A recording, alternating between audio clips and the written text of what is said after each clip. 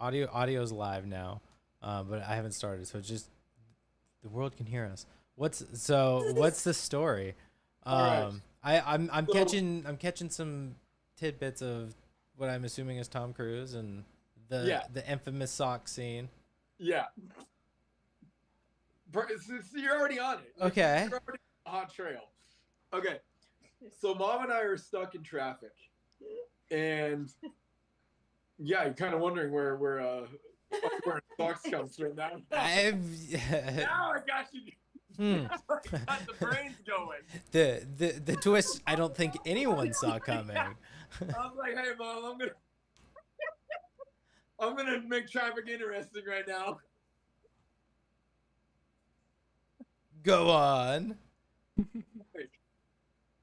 So we're stuck in traffic, and I'm like, hey, I'm just curious. Like, I already know what you're up to here, but what's Tom up to? What's he doing? He's got the house to himself. What's going on? And mom's like, oh, I don't know. He's hanging out. It's whatever guys do, I guess.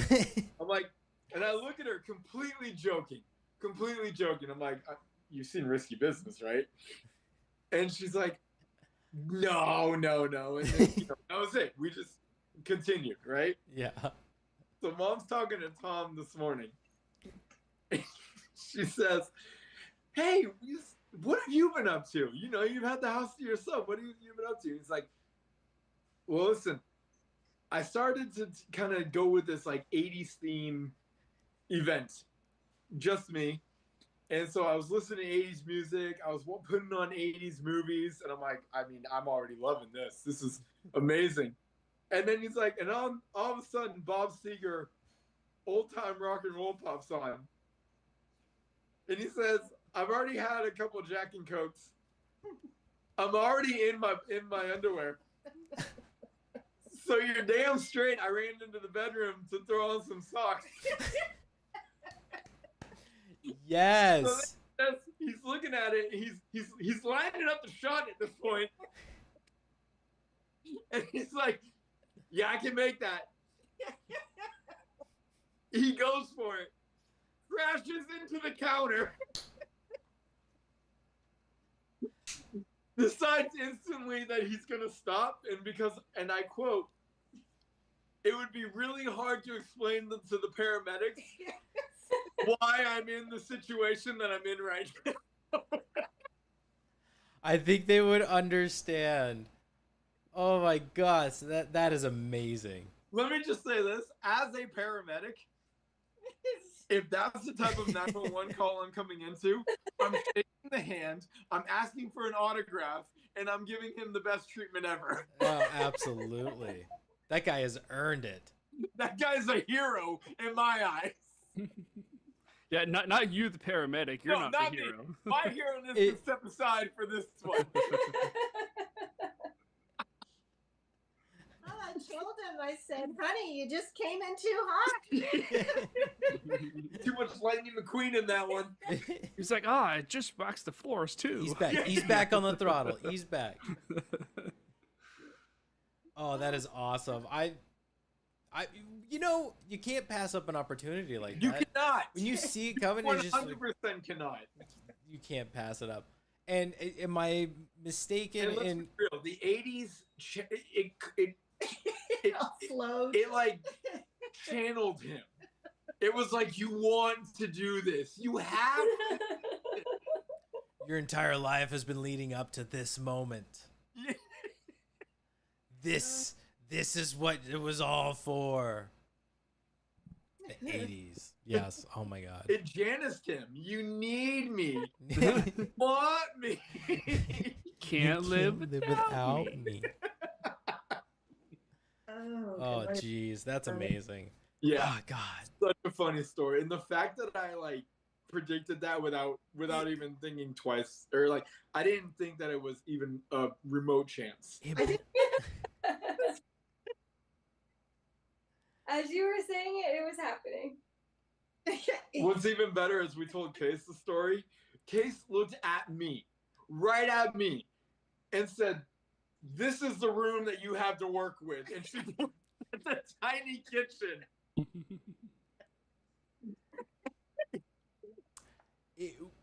Men Yep. find a way. Men find a way. Yeah, she's like, I dare you to try. I'm like, that's why we got this apartment. You're holding me back. This is why carpet is the enemy. Yeah. Yeah. Oh god. Yeah, it was good times. That's That's amazing. very Well, funny. if you have carpet, then just put on some Heelys. You know? There you go. Like I I'll said, break out a birdhouse. men will find a way. World Industries. I'll go back to my childhood days.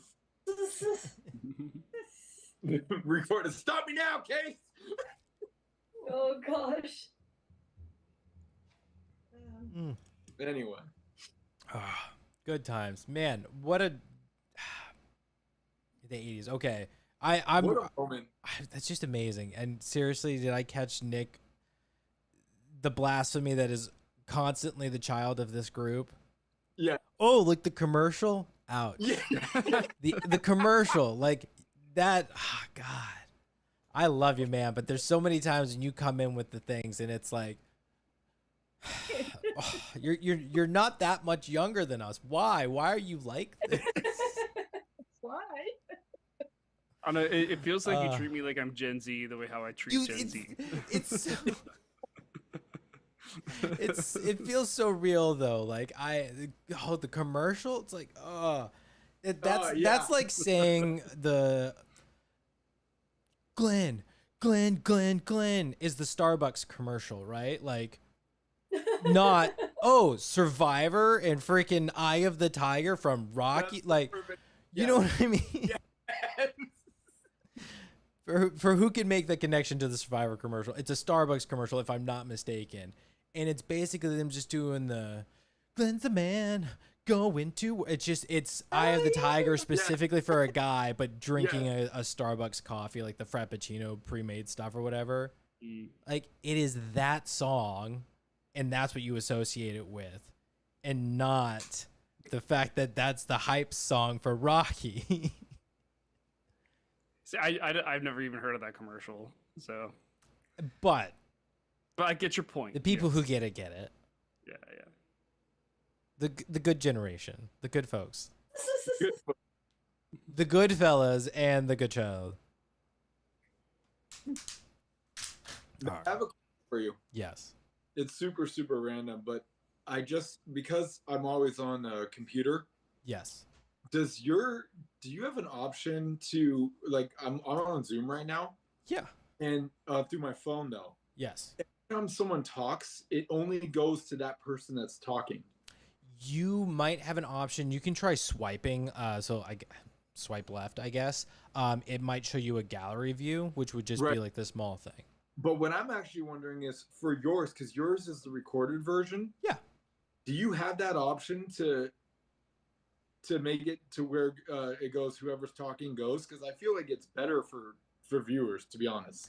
So funny you bring it up. I'm working on a way to do this. So I'm trying to change the format a bit so the screen is a bit more fun for us, but essentially in a way to like highlighting people so that we can put focus on people, more of a gallery kind of a thing.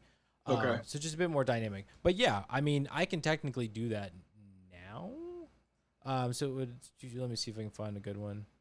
Dun, dun, dun. Yeah, because I'm noticing, I was like, I normally am on gallery view, but I really like it's just individual. It changes, it keeps your attention more. Yeah. And you can see the person talking more clearly. Absolutely. We can test this out. I don't know what it's going to look like on here, but I've got it that way now. So if you pull up the YouTube and you want to see what it looks like, you can. I can't. I'm on my phone, but maybe someone else can. Got your laptop, dude. I can try.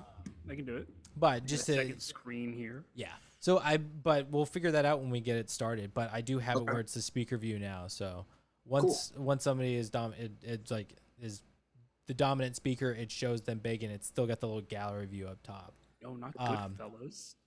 Which I think is going to be perfect for like we can talk more about it. Like I'm working on the ideas and stuff, but essentially it's kind of taking this and I can make it so that it does it naturally, but not so blocky and boring. Yeah. Okay. But yeah, we'll get to that. We'll wait for Jin to get back, but like, all right, how are you guys doing? It sounded like you guys have been talking for a while. I'm sorry I'm late. I got caught at work. There was a last minute ask, and yeah, I got stuck there for an hour to put up some lights. So That's all right, man. It's the job. it's how it goes. Matt, it still says starting soon, so I can't tell if it. It'll change when I change it, which is typically when I hit the theme song. I time it. It's a nice little intro that I do. I hit the song, and then we fade into it. So we just get the nice chatting and everything right now. So you can make faces, and nobody's gonna see it until we do the behind the scenes stuff and the extras. Okay. Yes. Now's the time. Now's the time to make faces and do the silly stuff. Yeah, no one can see it. They can hear us. They can hear us. Okay, Yeah. but I can get up and leave and not interrupt. Oh, you anybody? can get up and leave Yes. anytime. Yes. Okay, and You- it won't. Not at all. Okay. It's how we do. We're live and things happen. Yeah. And We fly by the seat of our pants. exactly. This is not it. No one's getting paid here. This is all for fun. Okay. You guys are getting paid? Just because I'm noticing it for myself. When I go, like when I know I'm talking, I'm not getting speaker view, so it's not bringing me up. I'm just curious if that's the thing. Not that it matters. Let's see if it does it this way. Da, da, da, da, da, da. No, that doesn't help. Oh well.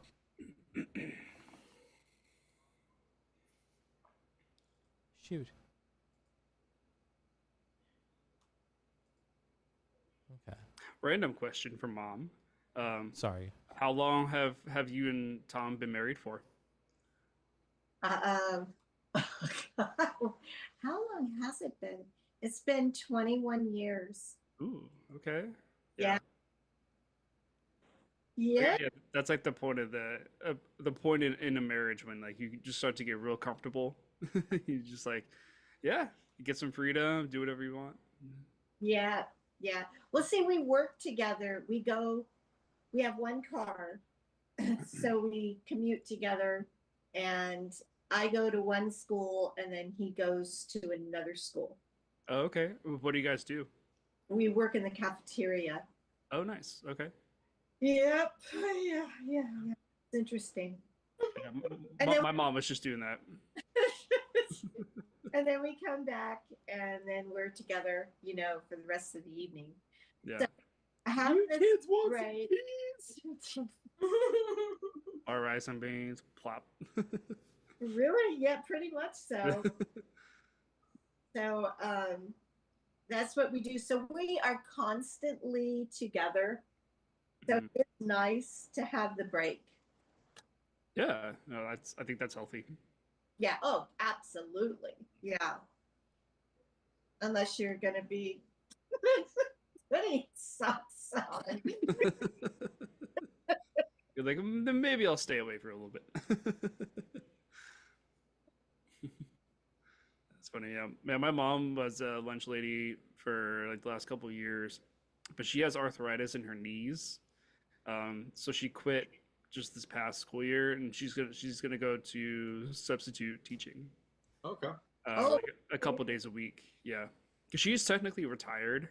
Like she doesn't need to work full time, so she's gonna do like a couple days a week subbing, and yeah, just to feel like she's still doing something in retirement, not just kind of like sitting around all day, So. Yep. I get it. Yep. Do they still serve the super sliced cheese pizza? Every Friday. Oh yeah. Yeah, it's horrible. We don't buy it. We make it. Oh, even better. No, it isn't. No. You're like, I'd rather just buy it. The kids love it. The kids absolutely love it, but I don't. It's terrible. I'm one of those believers that there's no such thing as a bad pizza. There's just like not good pizza. All pizzas good, but Acceptable. not all pizza is Yeah. the best. Yeah, like the Lunchables pizzas were freaking incredible, and it was basically just like a pita bread with like tomato sauce and a few shreddings of Parmesan cheese. Pita bread is the funny. That makes it sound way fancier than it is. It's like a soft cracker. Oh, I mean, when's the last time you saw Lunchables pizza? No. Yes, that's how we make them. We put them in Oh my god. little plastic containers, and we cut up pita bread No, I know, for but real. it's And pepperoni Lunchables pizza is and cheese, pita bread. Is what you went with. That's so funny. and then we cheese in it, and then some. No, I'm so baby. Oh, the sauce. We put the little sauce in a container and put that in there Yeah. so that they can make their own little pizzas if they want. Yeah, that's our third option that we have. We didn't even have that. No, we did not. No. I made my lunch. And then we actually had where I think it was like Thursdays or something, they would have like an outside pizza. So I don't think it's made at this like CC's Pizza. Is that I don't think that's over here. It's one of those like chains that's got like the buffet and everything. But it was like $10 or something for the pizza. So it was like, hey, you got $5? I got $5. We'll split half a pizza, and you just get like half a pizza and split that, and it was awesome. Like you're getting half a pizza. It was pretty darn good because it was from outside like pizza place. And God, I think that was like one of the rare times that I would actually like buy pizza at school or buy lunch at school. Most of the time I just made lunch. It was better for me. I was a chubby kid. Mm. All right. Are we ready to talk about some movies? We ready to Let's do it. hop on the high You are seas? cutting in and out a little bit, Matt. I know it's a little rough. We'll get there.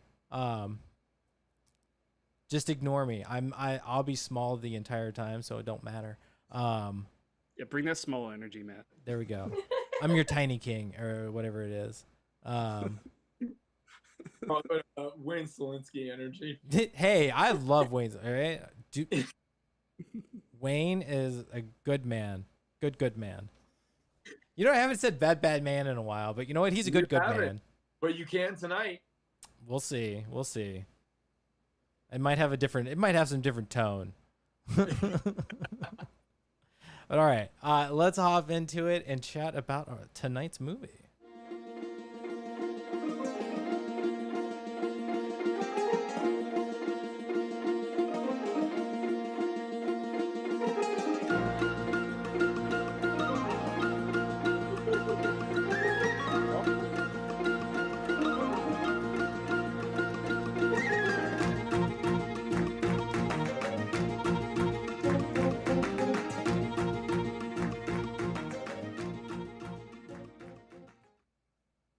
Welcome to GoodFlickas, home of the GoodFlickas. Can you take our critiques?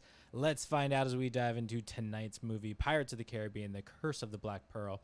I am Matt, joined tonight by Brian and Mom, a.k.a. tonight as part of the ship, part of the crew. Welcome, folks.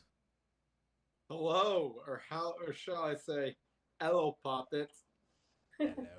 You can hit the accent better. Come on. Give it another go. Come on. Really? Don't have Hello, it. puppet. Is it Hello, because the rum puppet. is gone? Maybe. Okay.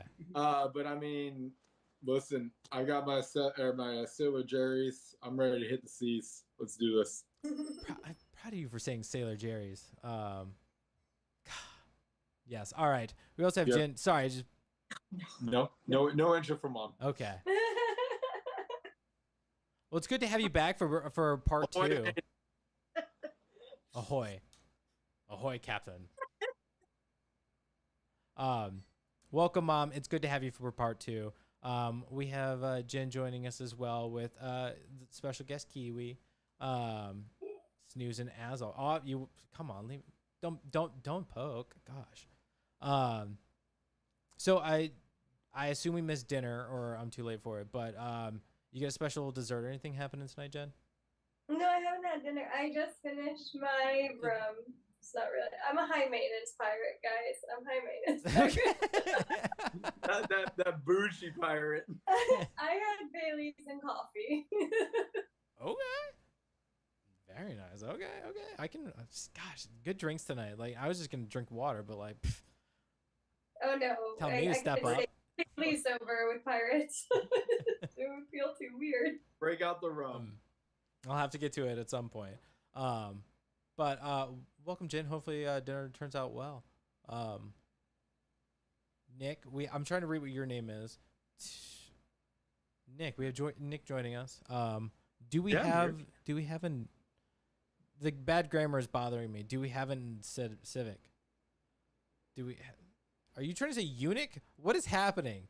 Do you get it? Do you have an civic? No, this is hurting me. Please explain. His sound over there. I've got it as loud as possible. Okay. You don't get it, Matt? I don't get it. Do we have an Accord? No, we have a Civic. Okay, the grammar bothers me even more because you still misspelled the joke. Matt, I wanted to keep the previous words the same. Matt, are you able to up your volume a little? I can, yes. I'm trying to gauge it to where I'm not like blasting it through here, but no, I certainly can. Is that better? A little bit. I can push it back up. I was just worrying about levels over here. What? I don't know. What just happened? It's silent laughing though. It's weird. I've never seen Brian laugh like that. What? That sound off like you've got a pair. Yes, ma'am. Aye, Captain. That's a different type of mic check, if you know what I mean.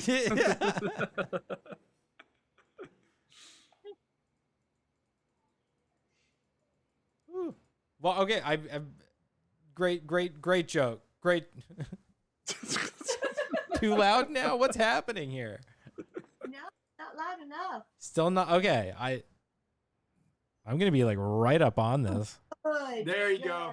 good. Okay, that is fine with me. All right. Thank you. All good. Now you sound like a radio host. Okay, fine. Yeah, I Oh, can hear. Excellent. I will keep it here tonight. Me. No. Okay. Okay. Well, all right. We are talking about Pirates of the Caribbean tonight. This was my pick, and originally I had Saturday tonight, but against my, I wasn't feeling confident with that one. So You made the what was that? You made the right choice. I think so. Yeah. I think this was a good decision for the group. But yes, I went with Pirates of the Caribbean. I'm actually blanking. Like, am I supposed to go? Like, Why? Why did you pick this is when I do this. I don't wait until the end. doing this? But you're good. Nervous, man. I think we got Matt all nervous. flustered. Yeah, a little bit because the mic issue is like, can you hear me now? And then my stupid joke didn't. It's the yeah. grammar, dude. It bothers me. Just take the N away. Please just take the N away. Fine. God. Gosh. I appreciate it. Thank you.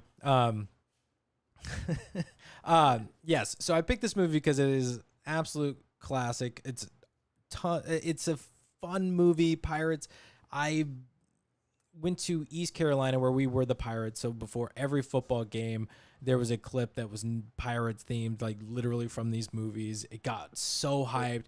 And then Purple Haze comes out. So like Pirates is a big deal. It's been a part of my life for a good while. And I know that we all kind of have like our pirate stories from the past. Yes.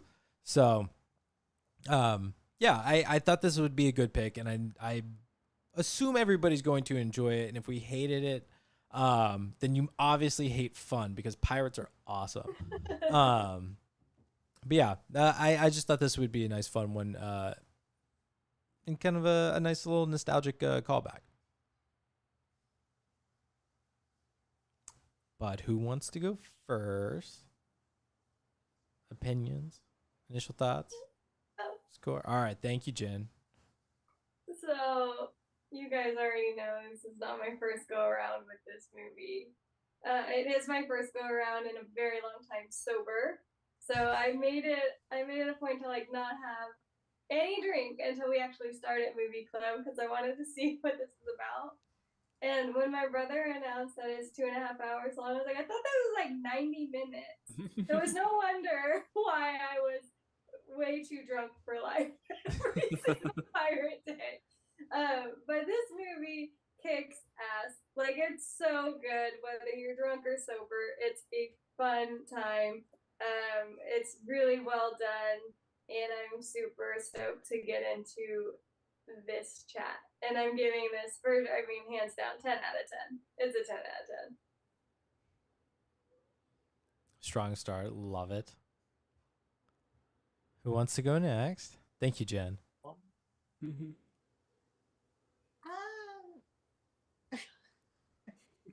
I think the special effects were absolutely fabulous. The storyline was really good. The acting, very, very good. And I love, in between the seriousness of it, these one-liners that, not only in words but in gestures as well. I thought it was quite good. You know, Disney, you can't beat Disney. So I would give it out of a 10. Let's see. No, out of 5. Oh, out of 5. Jen Jen has her special special. rating. Yeah. You messed up my score. Way to go, little sis. A 10 out of 10 is basically a 5 out of 5. Yeah, exactly. 5 out of 5. Okay. Yeah. I would have to say give it a 5. Oh, okay. Yeah. Is this gonna be a Lion King, guys? I don't know. Oh. Okay, go ahead, Brian. All right. It's no surprise to anyone that this is not my first watch. You could probably argue that this might be one of the top movies that I've seen the most in my life. 100 times at least. More than Forrest Gump? Ooh. Oh yeah. Okay. No, because it's like the whole through and through type deal, you know. Oh, I see. Yeah. I mean, like I said, the movie hype, whatever you guys want to call it, that I do every Monday, that came from the top of the head. No research, no anything, just from the top of the head. And I'm also very well aware, no one needs to point it out, that part of the ship, part of the crew, that comes from Dead Man's Chest. It does not come from pirates. But I'm okay with that because it is still part of the franchise. Therefore, we're including it in this one. Damn it, do I love the Pirates of the Caribbean movies. The first one in particular is, I don't know, it just brings me to a certain time of my life where it just came, I think it really came to me in the perfect time, honestly. High school, and I can just remember that. I remember I wasn't, actually, no, I think I was working the movie theaters at this time. And I definitely, that was our first midnight movie. well, I definitely was working when Dead Man's Chest came out, because that is like a whole special event that happened. But yeah, it's just every time I see this movie, I'm always brought back to that time in my life. And it's just a vibe that I can't really explain that happens. And the fact that it came from someone just thinking of the Disneyland ride, Pirates of the Caribbean, it's like, hey, I bet this would be a great movie. And they went with it, and it's perfectly cast. There are some shots that still, like, as many times as I've seen them, it still just blows me out of the water, like a cannon from a pirate ship. And it's just amazing with the things that they did. I can't get enough. I do have a few nitpicks because I am an honest movie critic, and I wish I could give this, if I wanted to, like, for pure nostalgic and all that, I could give it a 5. I'm not going to give it a 5 though. I'm actually going to give it a 4.8. I have a very, very concrete reason as to why I'm giving it a 4.8, which we'll discuss later. and I'm curious what everyone else thinks about it. But it is, I just love it. It is such an amazing start to what ended up being a really, really great franchise to be part of. Cool. Yeah. Well said. You say to be part of. Partnership, we're part of the franchise. I was in Studio 7. Yeah, Brian was part of the crew, the movie crew. Yeah. I mean, and how often are we going to bring up Pirate Day? Is that do we bring it up now? Like, what are the rules, Jen? I mean, no. And unless it's actually relevant to the conversation, don't bring it up. All right, I'm just going to say this. If everyone hasn't heard yet, Pirates was so important to my sister and I that we ended up coming up with a thing called Pirate Day. And that was, at one point, it was only 3 movies. Actually, at one point, it was 2 movies. Mm-hmm. Easier day. Easier day. Where you get together, you have a party, you drink rum, you watch pirate movies, you talk like pirates, you act like pirates, you turn the pirate movies into drinking games. Then it became 3 movies. Then 4.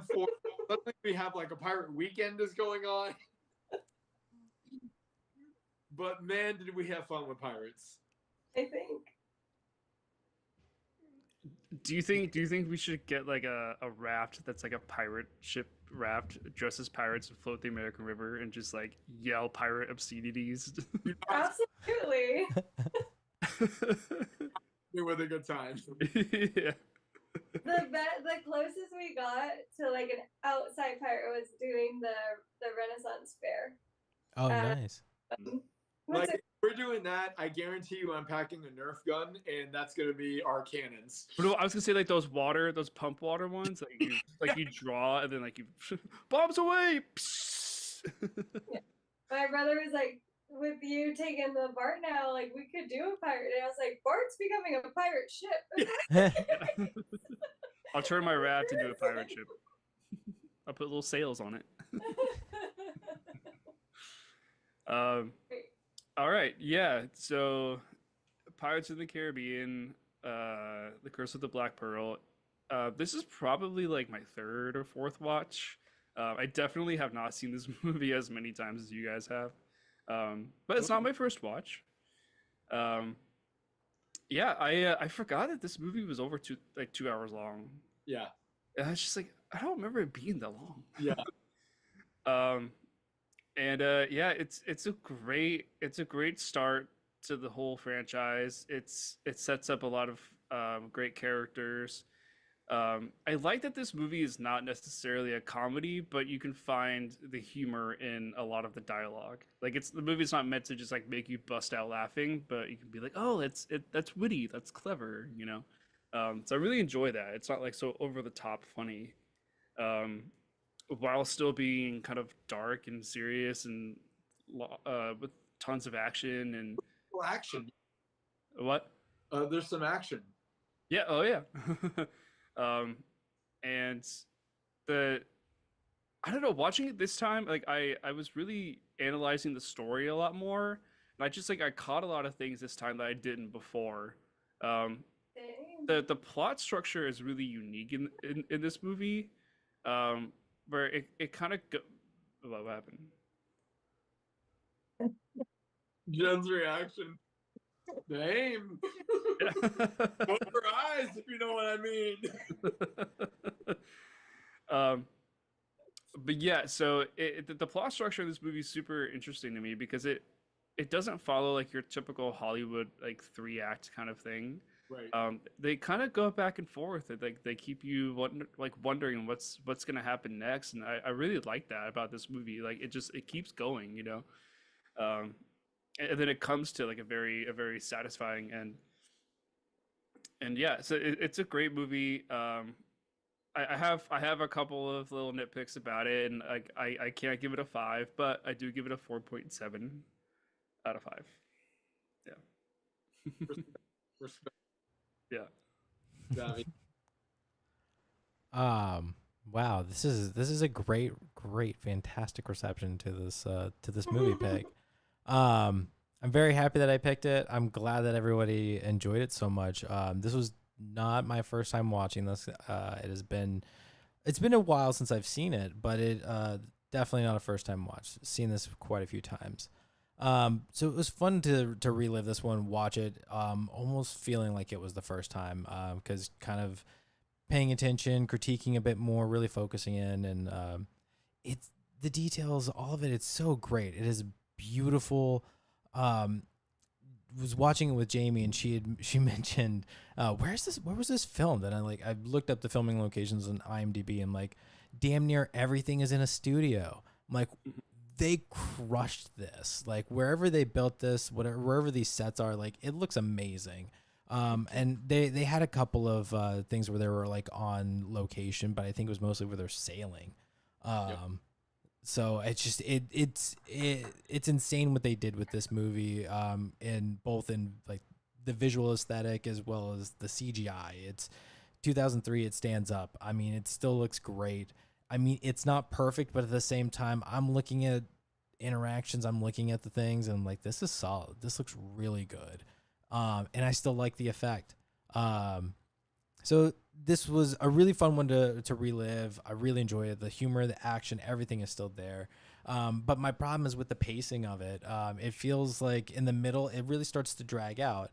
And with my knowledge of where the movies go, I think this is something that they've kind of figured out. And this is where I think the series really stands out, as this is an incredible start. Like you had said, Brian, this is a great start to the series, but the series gets better, and then eventually it hits its peak and it kind of comes back down. But that's the nature of the biz. But I do think that this is a great movie. I think it's a ton of fun. But I do think that the series gets better, and I think the visual effects get better. It just gets better. And I think they're going to reboot these things, or they've got another Pirates coming out. And like, I look forward to seeing what they come up with. What was it? Donnie Depp's on board? And they got Johnny on board. You got to. I'd love to see if they bring anybody else back. But yeah, this series is fantastic. Love it. I'm going to just quickly say my score, and then I got you, Brian. Yeah. Hilariously enough, I tanked this movie for myself. I love it. I think it's great.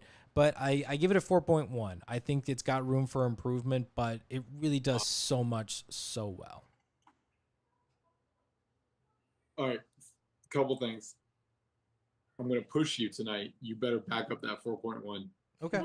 Because I thought you would probably be like around a 4.5, 4.4. You know, close to like an A rating, but 4.1. I hope you come with the backing on that.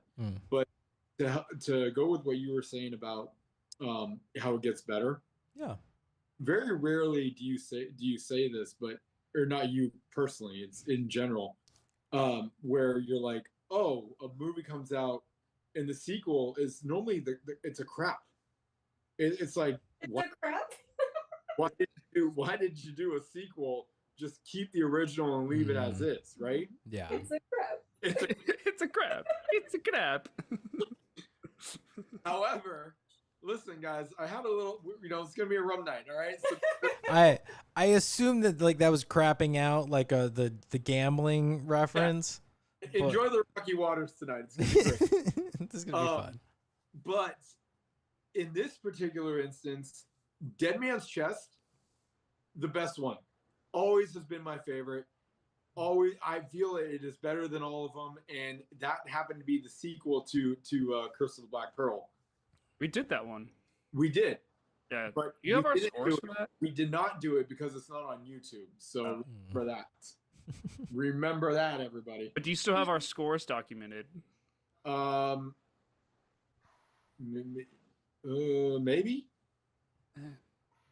No, I remember Jen picking that one. I'm up now because I don't have access right now. Okay. Go ahead, Mom. Oh, I know you guys are all talking about sequels and everything because we've all seen the sequels. But when the director was actually making this movie, did they even have the sequels in mind? Or was it going to be a single movie and that was it? Does any, Fun facts on that? No fun facts on that, but I would guess just off of the very ending that they probably did have sequel in mind. Yeah, because they have the ending of the ending. Right. Because there's no books, right? It's purely just the ride. Right. Disneyland. Yeah. Go ahead, Matt. I think that it's Disney. So everything that they were doing at this point, everything is in hopes that it's going to be a blockbuster, like it's going to be a big hit. And I mean, look at so many movies, especially early 2000s and late 90s, that are designed to be ambiguous at the end to kind of allude like, ooh, maybe there's a sequel. But everything is like, you get a good enough ending, you get closure. Like with this movie, you get closure. If for whatever reason this movie flopped, you can still watch this movie and be like, this was great, solid ending, and aha. You know, like it's still happy endings all around, even though it's like, but what happens next? Right. So I don't know. I think yes, they always have sequels in mind, but they're banking on if it's gonna go poorly, we can easily get out. Yes. Although I don't think they always do that well. Bored at any given moment. Yeah. Yeah.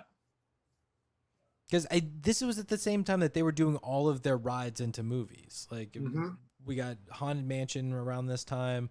Hell, they did the Country Bears. And that one, right? The Country Bears? No, it was an absolute hit. It was incredible. No, it was terrible. It was a terrible flop. I've never even heard of that one. Oh, I have it on DVD. It's hilarious. I highly recommend it because Christopher Walken is the bad guy who's taking on these giant animatronic bears. Amazing. It's hilarious. Dude, it's the Blues Brothers meets the Muppets. Oh no. Weird. It's like the story of the Blues Brothers of like, we got to get the band back together to save Country Bear Hall. And Christopher Walken's the bad guy. It's hilarious. So if it's Blues Brothers meets Muppets, it's the Muppets. It's giant. It's bears in it's people in bear costumes playing instruments and singing. It's a musical. Right. Like, and there's like pop stars and pop hit like country artists and stuff that show up and they just do music numbers. Weird. So they're on a mission from Frog. Essentially, yes. Mr. Henson himself. So yeah, yes, they were making movies out of their rides, right. And some of them were hits, some of them were not. But they were doing it a lot, and this one took off. Yeah. I think maybe too a good indicator is the release years for each of the sequels. They're kind of random. There's no like pattern to how they were coming out. Yep. So it's just seeing it like trial and error of like, oh, this one did really well, let's play on the next one. Oh, this one didn't do as well, let's wait a couple years, you know. If I'm not mistaken, this is off the top of my head, Curse of the Black Pearl. Yeah, I am. Been hanging around you too long. It's time for me to go now. Curse of the Black Pearl, 2003. Haunted Mansion with Eddie Murphy, 2003, right? Yeah, that was 2003. I'm pulling it up right now. Yeah, so they are really crunching it out. Yeah, 2003. It was 2003. Yeah. Good year for Disneyland rides. Right? Like they were making them. Yeah. It's funny. Has anybody seen Twilight Zone's Tower of Terror? Just Tower of Terror with Steve Guttenberg and Kirsten Dunst? No. I think this was one of the first ones they did that's technically based on the ride. On a ride? It's a classic. It ain't good. Jamie watched it recently and she was like, oh my God, I forgot how bad this is. It's not great. I think it's fun though, but it is one of those like if you're gonna do the rides into a movie kind of a thing, I wouldn't mind if they rebooted the Tower of Terror, just especially since they took the one down in Disneyland. It's like Yeah. give me another Tower of Terror, but like stick more with the Twilight Zone aspect of it. Make it awesome. Get Jordan Peele on it. Was the first Yeah. was the first one Indiana, or was there not even a ride? Indiana And- Jones is definitely Indiana Jones. the movie definitely came before the ride. The movie came before the ride, not the ride before the movie. Yes. We just had a conversation about Steven Spielberg making Raiders of the Lost Ark and E.T. at the same time. Yeah, but that doesn't mean that the ride wouldn't have been out already. You think Steven Spielberg is stealing an idea from Disney? I don't. Okay, yeah. I'm just here to logic it out. Like, No, fine. That's funny. okay. That's actually a very valid point. to I've be said, honest. I've said my piece. I've said my piece. Okay, so it went movie then ride. Very much so. But yeah. Came after the movies. What, Jen? It came after the movies. Yeah. By quite a bit, it says. Is there a Disneyland ride that they haven't done a movie that would probably be interesting? Splash Mountain. They've done that. Me though. Okay. Splash Mountain was based off of a movie, Song of the was it? South. Yeah, Song of the South. They don't Oh, they don't yeah, talk about sorry. Song of the South. I forgot. And it, but still based off of a movie, and the name Splash Mountain was taken from Splash, the mermaid movie with Tom Hanks. With Tom Hanks, right? That so both again movies still there, and now it's changed to Tiana's Bayou or whatever it is, which Yeah. obviously Princess and the Frog. So the only one that I think has not been turned into a movie is the Matterhorn. That was my second guess. Yeah. Ooh. If we're not including it's a small world, because they've brought in movie pieces into that ride. That So- What about Space Mountain? Is If that they- based off?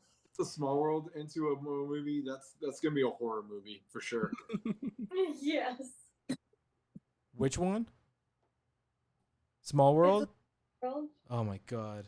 Hey, it's Toy Story 4 where it's the little doll, the creepy, Yeah. the evil Yeah. doll. It's Yeah. just that. They do that. But I was saying, is Space Mountain, was that based off of? No, No. I don't think they've done anything with that one. Although they do change it up to Hyperspace Mountain so that it's technically Star Wars for a bit at times. Mm, But I don't think that counts. So Space Mountain's one. Yeah. And then before it was the Finding Nemo ride. Mm, I believe it was it 20,000 Leagues Under the Sea? yes, which is a movie they've done. But and I know that that's a movie, but again, I don't know my history. I'm not sure which one came first.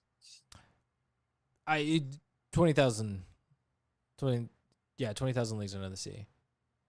That's The, not the Oh, classic. no, what came first, the movie or the ride? I mean, it's technically a book, so right. I would 'Cause I would think that was at a time that they were Oh, making the movies and turning them into a ride in that point. But I don't know. Ooh, sorry. Because I know that that's OG Disneyland ride. Well, Alright. because it makes sense for Tomorrowland, but Yeah. I'm gonna see when 20,000 Leagues came out. The movie, I feel like it's in the 80s.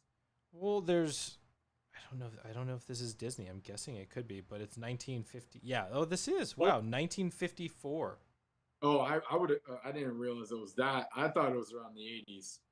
Oh, 1954, which when did Disneyland? I mean, The movie came first. I was gonna say the ride. movie. Yeah. The ride. Okay. Movie than the ride. But the novel came out in 1870, so that wins. Yeah. And then Disneyland was created in Oh, I don't know that. I should. I feel like it's 60s no. No, I think no. it'd be the 50s. anniversary or something like that. I think they're at 70. Because didn't Cody and Shawnee go to the 70th anniversary of Disneyland when they? Oh, wait, Maybe it's the figured this out. 65th. I don't know. Like I think they're up to 70 now. Anniversary when I was 18.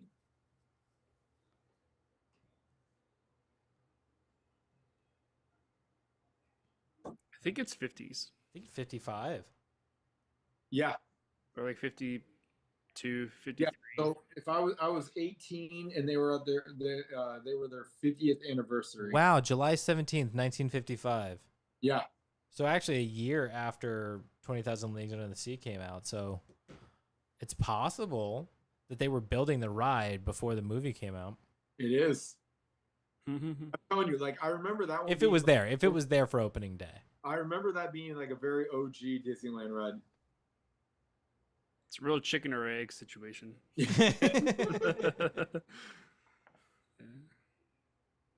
Right. Loving this tangent Yeah. about history. Yeah, well, just getting off the rails. I love it. I mean, we're talking pirates. It's a Disneyland ride. You gotta incorporate it. You can't just ignore it. I'm down to talk about Disneyland for sure. I mean, it's not like I have anything that I've recently gotten from Disney in any way, shape, or form. I mean, so Disney. Can we get a Toontown Toontown? movie? They're all movies. They've redone Toontown. Although, oh man, you're almost making me regret not picking Who Framed Roger Rabbit. Oh, Is that streaming? It's on Disney. probably on Is Disney. it? Yeah. It I might don't be on wanna- that was so Hulu. long. It might be one of those where they cross over because I think it was technically released under Touchstone. Yeah, it's probably. I'm pretty sure it's on Disney.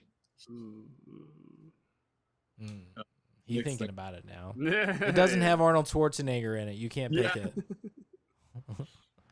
All right, we ready for fun facts? Yeah. Hit it. Fun facts, fun facts. Sit your butt down cause Brian's in town. Fun facts, fun facts. Here we go now, so let's talk about fun facts. Seriously, that symbol. You say that every time. It just gets me. I love it. I love it. It's so much fun. Thank you for making it, Nick. You're welcome. I made it just for you, Matt. Oh, sweetheart. I don't think they know TV. All right. Am I pulling up the Yeah, fun facts to read out? Sitting this one down. Fun fact. You didn't put them into order, but do your intro. You can do that stuff, the date and all that fun thing. Yeah. Do that. All right, friends. It is. What is today? August 11th, The 11. 2025. Man, he saw. Oh He was like, my "Oh, I get the God. day off," and he's just like, I'm not remembering anything." I'm watching Pirates and kicking back Sailor Jerry's, guys. Oh my Oh, God. that was Enjoy the funny. Rocky Seas. That was funny. It is August 11th, 2025, as we record this one live on YouTube. You can catch Pirates of the Caribbean, Curse of the Black Pearl on Disney Plus, possibly Hulu. Not really sure about that one. And you could probably catch the entire franchise on Disney Plus as well. If you because once you start, you gotta sail the seas with Jack Sparrow. You gotta finish the rope. We already said that it came out in 2003. Directed by Dawn something. Gore Verbinski. Perfect, Brian. Good job. So close. And this is where I passed the wheel. Pass the baton. No, there is no baton, sir. It is the saber. It is the sword. It is the pistol. Yeah. It's the hook. Matt, I'm Hook. gonna Hook. Hook. Give us the hook. Hook. Hook. All right. So I really can't remember. So we do our scores. I don't have what ours is. Can you do No, the no. math for Director and actors. director and actors first? Okay. So, Yeah. directed by Gore Verbinski, which I've got to pull up his. You know what? And this is gonna be fun because I get to call out Letterbox again for its ridiculous scoring. Because we're gonna read this guy's thing, and you're gonna be like, really? These are such good movies. I assume. I haven't looked up what Gore Verbinski's like his history is. He's not doing like all the pirates. I would be surprised because they all have a similar. Well, except for the one with the vampire mermaids. That took a turn. Oh, with Strange Tides. Yeah. No, that was no. Wait, hang on. Shoot. I'm gonna get some water. I'll be right back. I think it is Stranger Tides. Strange Tides, I believe. Yeah. Oh, okay. Sorry, I got excited when I saw some of the things on here. So not a ton of directing credits, and I know that's what we stick to. So I'm not going to bother seeing if he's more known as writer, producer, or what have you. But directing, his top 10, The Weatherman. I don't know if any of you guys are familiar with this one. Nick Cage, 2005, pretty decent drama. No. Okay. I'm familiar with The Weatherman. The Weatherman. I especially if you're a Nick Cage one, I recommend. Good one. But number 9 is Mouse Hunt, another fun one. Would never have made the connection between those two movies. Yeah, that's a connection. Number 8, The Mexican, which I've never actually seen. Number 7 is The Lone Ranger with Armie Hammer and Johnny Depp in 2013. I haven't seen. Sorry. The Mexican, is that is Robert De Niro in that? Looks like Brad Pitt. What else we got?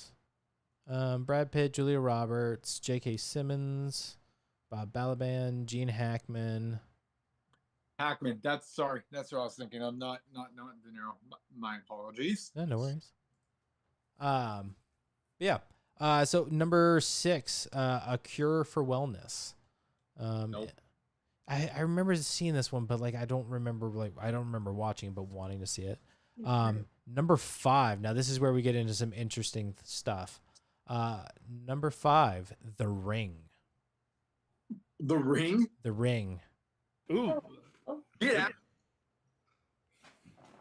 Weird connections, right? Well, that explains why the ghost stuff was really good.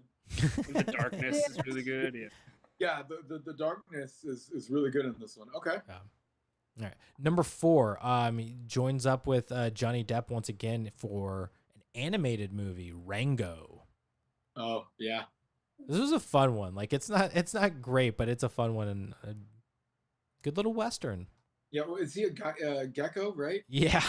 Yeah. He's an actor. He's an actor gecko who Right. gets lost in the desert. Yep, I remember when that came out. It's funny. I love that they use bats or something or airplanes and they're attacking. It's freaking, they do some fun stuff. But now here's where we get into the really interesting bits of it. So his top 3: Pirates of the Caribbean at World's End. Is that the third one? That's the third. Third one. Third, yeah. Number 2, Pirates of the Caribbean, Dead Man's Chest. So he And- did the first 3. And numero uno, Pirates of the Caribbean, The Curse of the Black Pearl. Yeah, I already disagree with the order, but sure. So he did the first 3. Yeah. Arguably the best 3, and then Without no question. that was the peak, and then we began our downhill slope. It took a turn. I don't think I saw 4 and 5. 5 is good. Is 5 the one with is it Antonio Bardem? Yeah, and It came out 2017, something like that. and Penelope Cruz, I think. Is it? I don't even remember what it's called. So there's Strange Tides, and then Oh man, I don't remember what 5 is called. Dead Men Tell No Tales. That's what it is. Exactly. Yep. I'm trying to remember if. Oh man, which is the one with the mermaids? That's 4. Okay. Oh. Oh man, see, this is the problem. Is like they weren't. There were really cool things in all of them, but they weren't super memorable to be like, oh, this one is distinctive for this reason. Right. It's like mermaids. Well, that could have been either. Because is it the 5th one with the trident? I believe so. Yes. Yeah, because that's Banderas. Not Pandora, Bardem. Yes. I'm sorry. Is it? Am I thinking of the right one? Like the 5th one is like the really cool, like under the sea water scene. Yeah. Okay, Javier that's Bardem. what I remember the most. If I had to choose a memory, that's the one. Yep. And yeah, like what Matt was saying, that's the one with the trident. Javier Bardem. About that movie. He's basically, it's like King Triton, but not King Triton. Poser. Yeah. Sorry, Javier Bardem. That's his name. Yeah. God, that was killing me. Yes. So yes, that is it for director.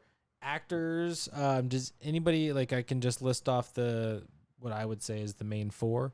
You've got a breakout star, in his first movie ever, the little known Johnny Depp. Underdog. Coming out of nowhere. Kid movie. Well, can we pause for Johnny? Yeah. I don't know about you guys, but I swear Johnny is one of the best character actors I've seen. Oh, for sure. Where he can transform into any character. Mm-hmm. It's like if he's playing himself, it's weird. Yeah. It's like, I expect you to be somebody, like truly acting. Yeah. Yeah. I expect you to not be yourself. I expect you to not be yourself. Exactly. And I can't think of anyone that is better than him.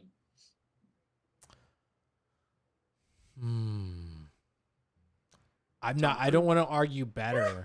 I don't want to argue better, but God, go ahead, Jen. I got to think of his name. Oh, I had heard a fun fact about him with this movie. I don't know. I mean, magazines gossip, so who knows? But when I heard about this, like, this was his first movie that he did that his children were able to actually watch, because like his other movies were very adult oriented. Yep. So he agreed to do this strictly so that his kids could see him act in a movie. Correct. It's just like, I know. Love that. Yeah. But Matt, you're not wrong. It kind of was his first movie. To a degree. Yeah, not only do I agree, Brian, with you on the whole, like, he could play any character, but even just Johnny Depp as a person, I have so much more respect for him now, even after that whole defamation trial with Amber Heard. Yeah. I was just like, damn, like this guy's just humble. He's real. Like he's the whole package. So yeah, just as an actor and a person, I think he's the GOAT.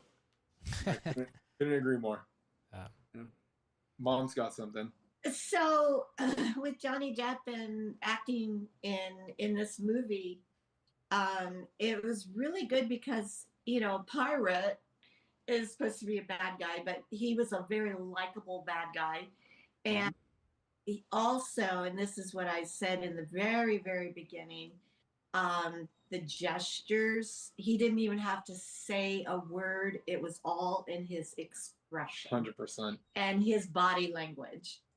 It was just when the girls came up to him and he was greeting them and everything, and then they were doing nothing but slapping them.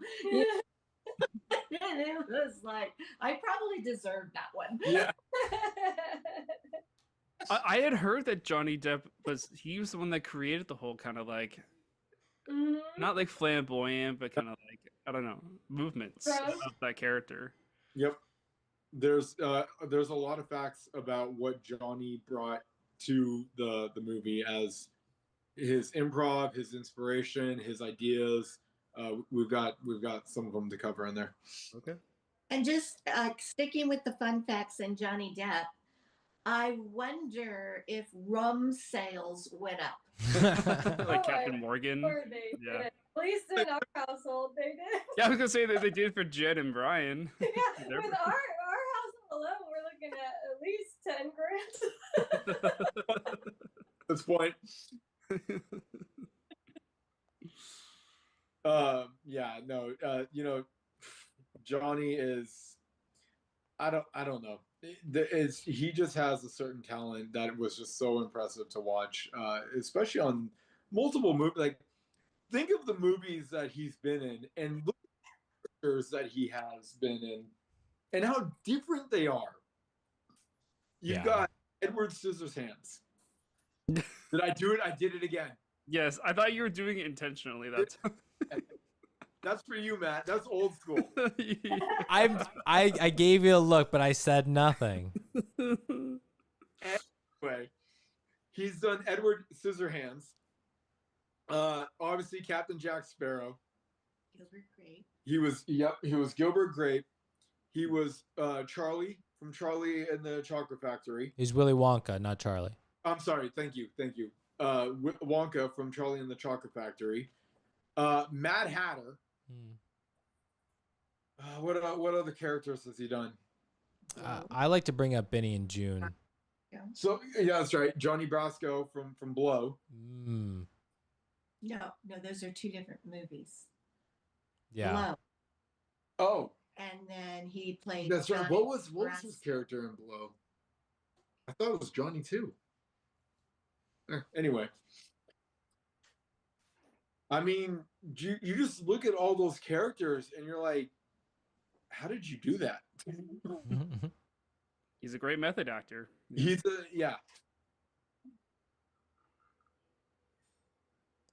Oh, by the way, I got Mom on Letterboxd now, guys. Oh no. Don't you? Oh no. That's not a flex to Oh Matt. no. I'm just saying, like, the amount of times he argues, like, yeah, I disagree with that order. And well, it's like, it's your people, man. No, It's your but people. Letterboxd is great for looking up actors and movies and things like that. Oh, so is, the Internet Movie Database. Yeah, or- but I'm sorry, Letterboxd has better flow. Okay, whatever.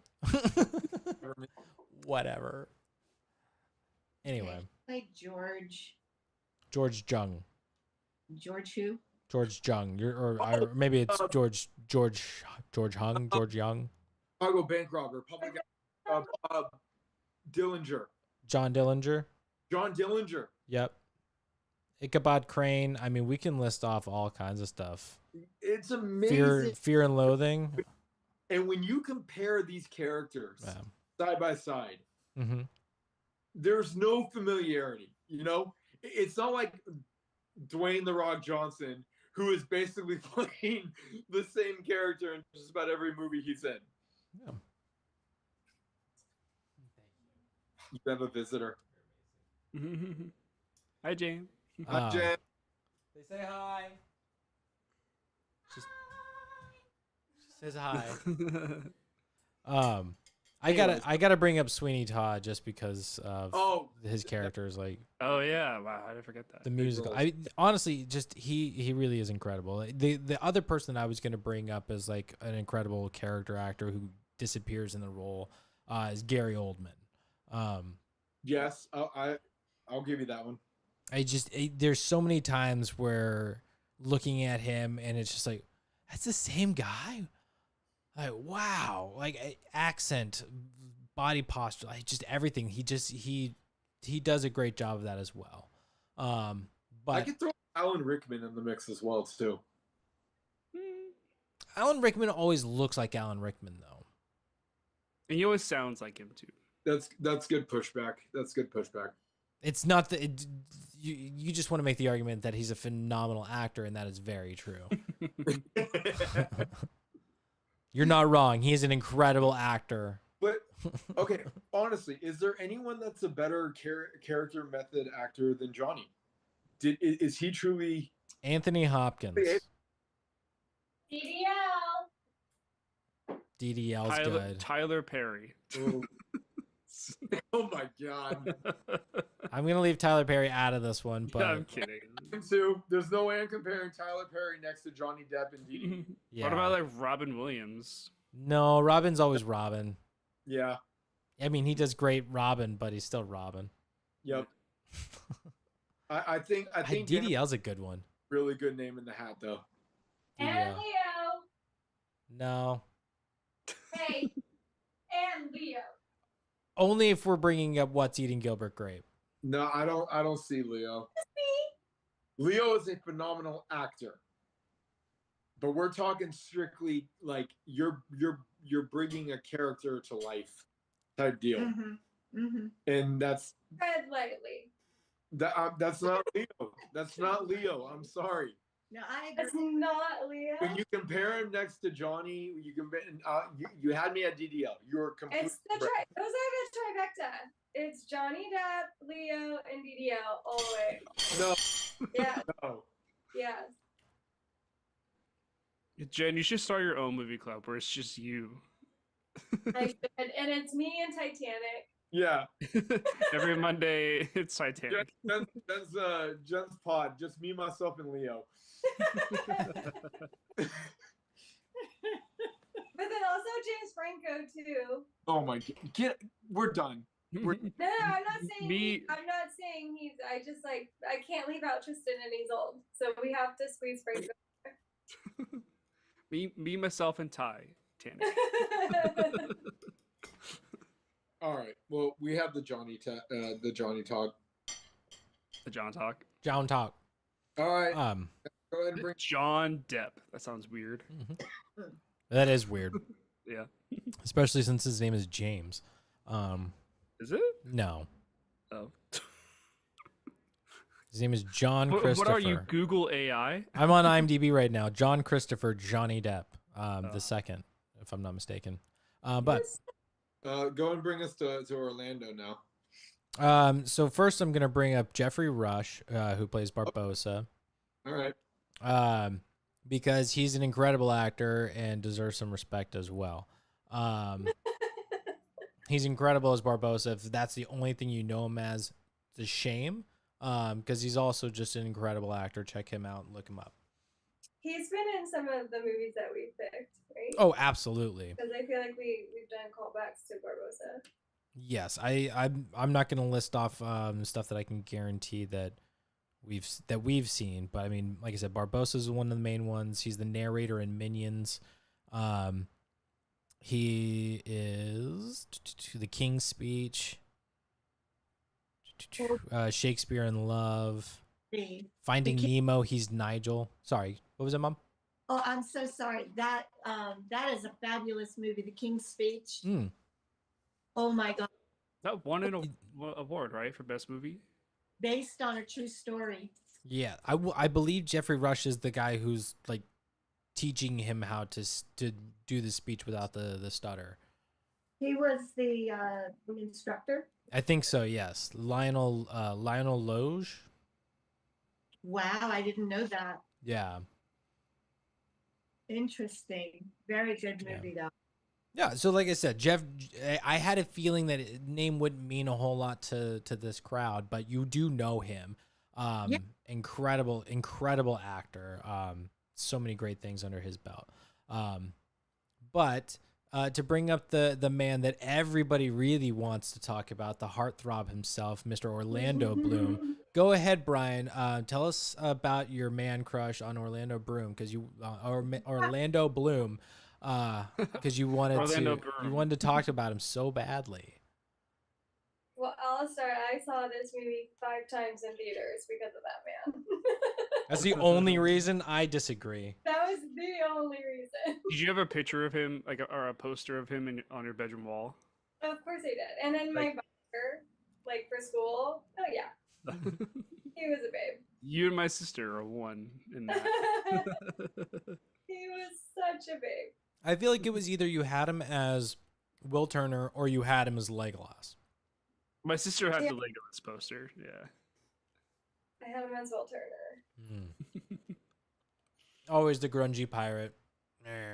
Always. Not the pristine elf. Ugh. I get it. He was a lot more fun as Will Turner. Yeah. All right. Orlando. I remember first time watching this movie in theaters, and I was just so frustrated that a male could look that damn handsome.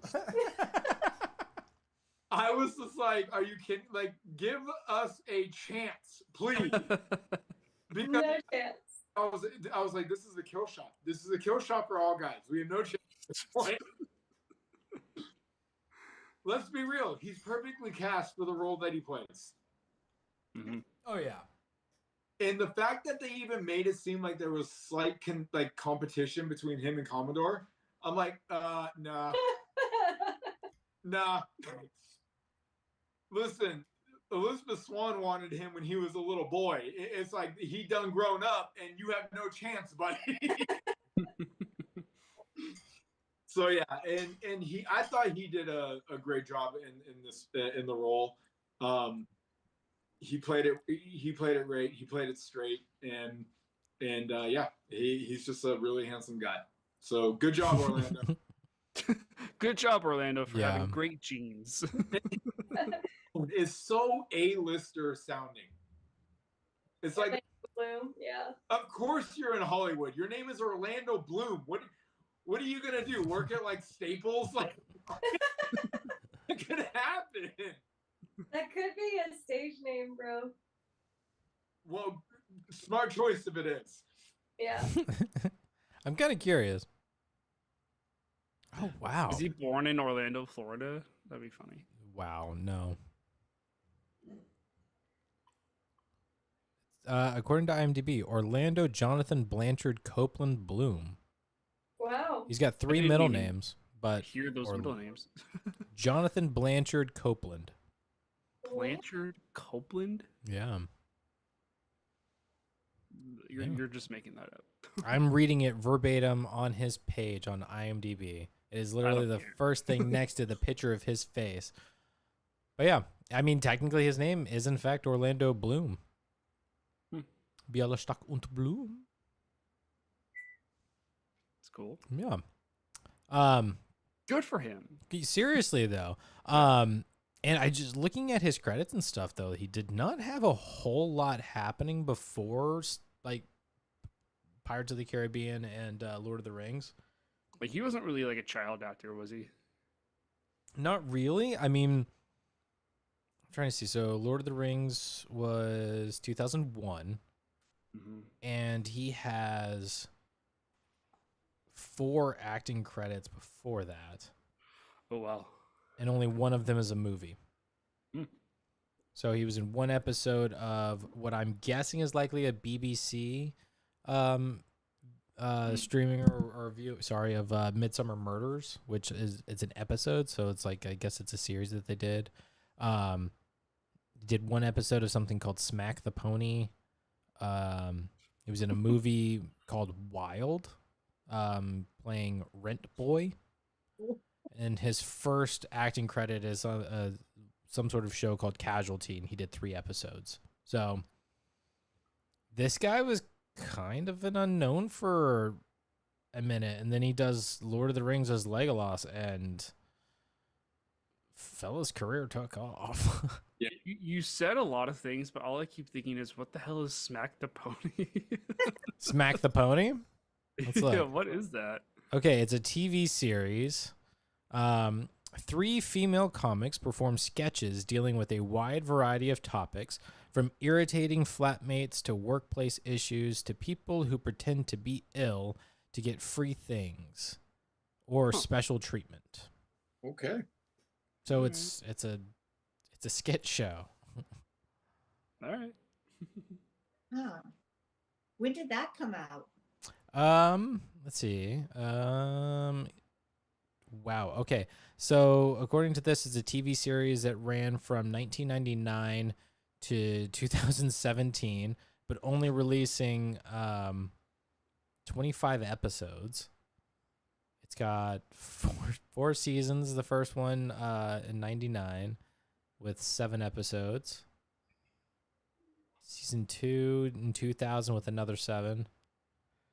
Season 3 in 2012, or sorry, 2002, geez, with 8 episodes, and then its last 2 specials in 2002 and 2003, and then they did another special in 2017. So basically, they've been out of commission since 2002. Hmm. But yeah, I'm not sure where this is from. Let's see what's the. I mean, we don't have to go that deep into it. Well, Yeah. I don't think this is American television is all. Like kind of. Yeah, it came UK Channel 4. Okay, that makes more sense. Yeah, I imagine those first 4 credits are all either like Channel 4 or BBC. Not anything we would have had any chance of seeing. Yeah. Okay. But yeah, in 2001, he does Lord of the Rings and Black Hawk Down. And then That's different. oh man, he just keeps working.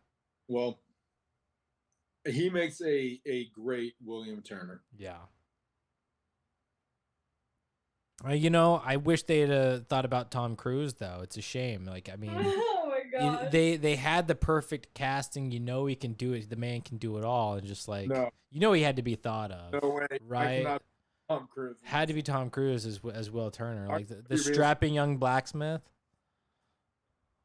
I already know you're being sarcastic. I'm not gonna. No, I want Tom Cruise as Barbosa.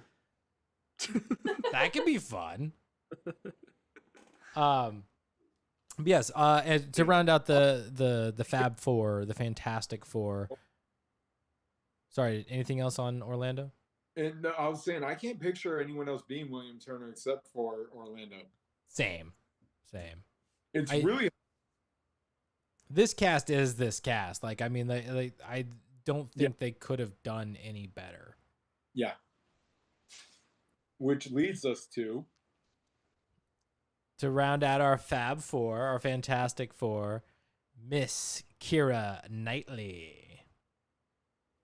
Who didn't have a crush on this woman? yeah. Stunning. She's absolutely stunning. Of all the not movies and Angelina things, Jolie, though. it's such a good look for her. All right. I mean, she hasn't done a whole lot at this point, but I mean, what else? Does anybody have anything specific they want to bring up with her? I mean, she's done incredible things. Anybody else? I'll talk about it. She's gorgeous and she's been in tons of things. I'll bring up Star Wars. What do you guys want to talk about with Keira Knightley? I don't think Matt can see you, Tiki. Oh. I know he sees. Oh, no, I was not seeing you. That Oh, I wasn't talking. Yeah. All right. Anyway, I thought Keira Knightley, she plays an amazing Elizabeth Swann, and coming off of 2003, I remember thinking this person is going to have a really, really awesome career.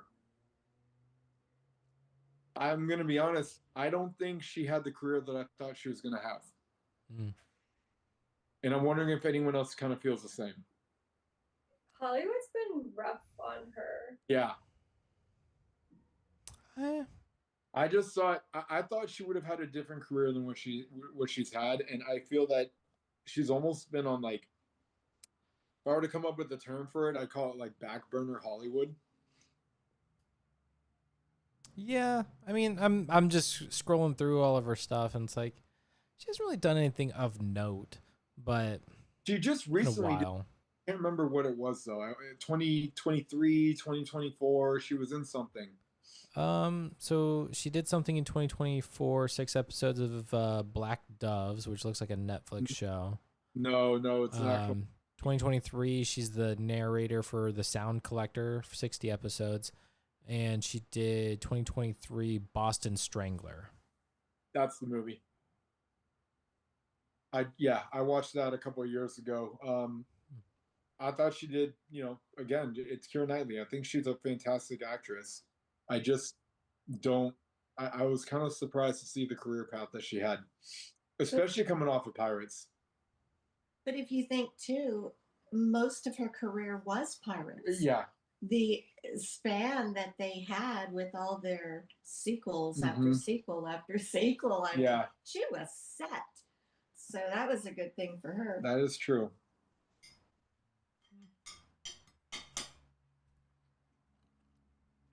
I mean, I don't know what I'd expect of her, you know? I don't know what else I'd expect from her career. Like she's done great stuff, and I think she's still young enough that she's got plenty of time to do more significant work. She's still working. There's a fun fact about her coming up that I'm not going to disclose yet. Okay. All right. Well, does anybody else have any other actors that they'd like to bring up? Yeah. The one who was her I don't know his name. He's an English actor. Or did you already cover him? But I think he was also in he was Miami and the Queen, the story about, you know, Queen, the group Queen. Yes. Who was he in this movie? It was her dad? Yeah, the Commodore. Oh, okay. Jonathan Pryce. And that's his real name. Yes. Oh, oh my God, that man, I just love him. Mm-hmm. Just fabulous because he's just, you know, he's in love and he's a Commodore and he's just, there's just something about that man. He just goes with the flow of everything and it doesn't seem to upset him. And the one scene that I really, really liked about him is towards the end where he said, "Is this truly where your heart lies?" And it's like he understood. You know, and she said, "Yes, this is where my heart is lying." Yeah. I mean, yeah, it's Orlando Bloom. And he took it like a you know, he didn't go crying or anything like that. It's real parenting. And yeah, he's just really good, a fabulous leader. Even when things, you know, fall apart on him, he's still a really good leader. Yeah. I've seen him in a few things where like, I'm impressed that he's really funny in this and he's kind of silly but like endearing. It gives off those good father vibes. But I've seen him in a couple of things now where he's been kind of the villain or he's the bad guy, and like you said, that calmness about him, that sort of go with the flow, it's almost eerie of like he's just, I'm not concerned about anything because I'm 20 steps ahead of you. Like he gives off that confidence and it's a little uneasy. So incredible actor. And Now, wait a minute. Are we talking about the same character? Because you said father vibe. you're talking about Commodore Norrington? Maybe it was Goverton Norrington. Jack one Davenport. That was supposed to Mary to marry Elizabeth. That's the Commodore. Commodore. That's Jack Davenport. Oh, Jack Davenport. Jack Davenport.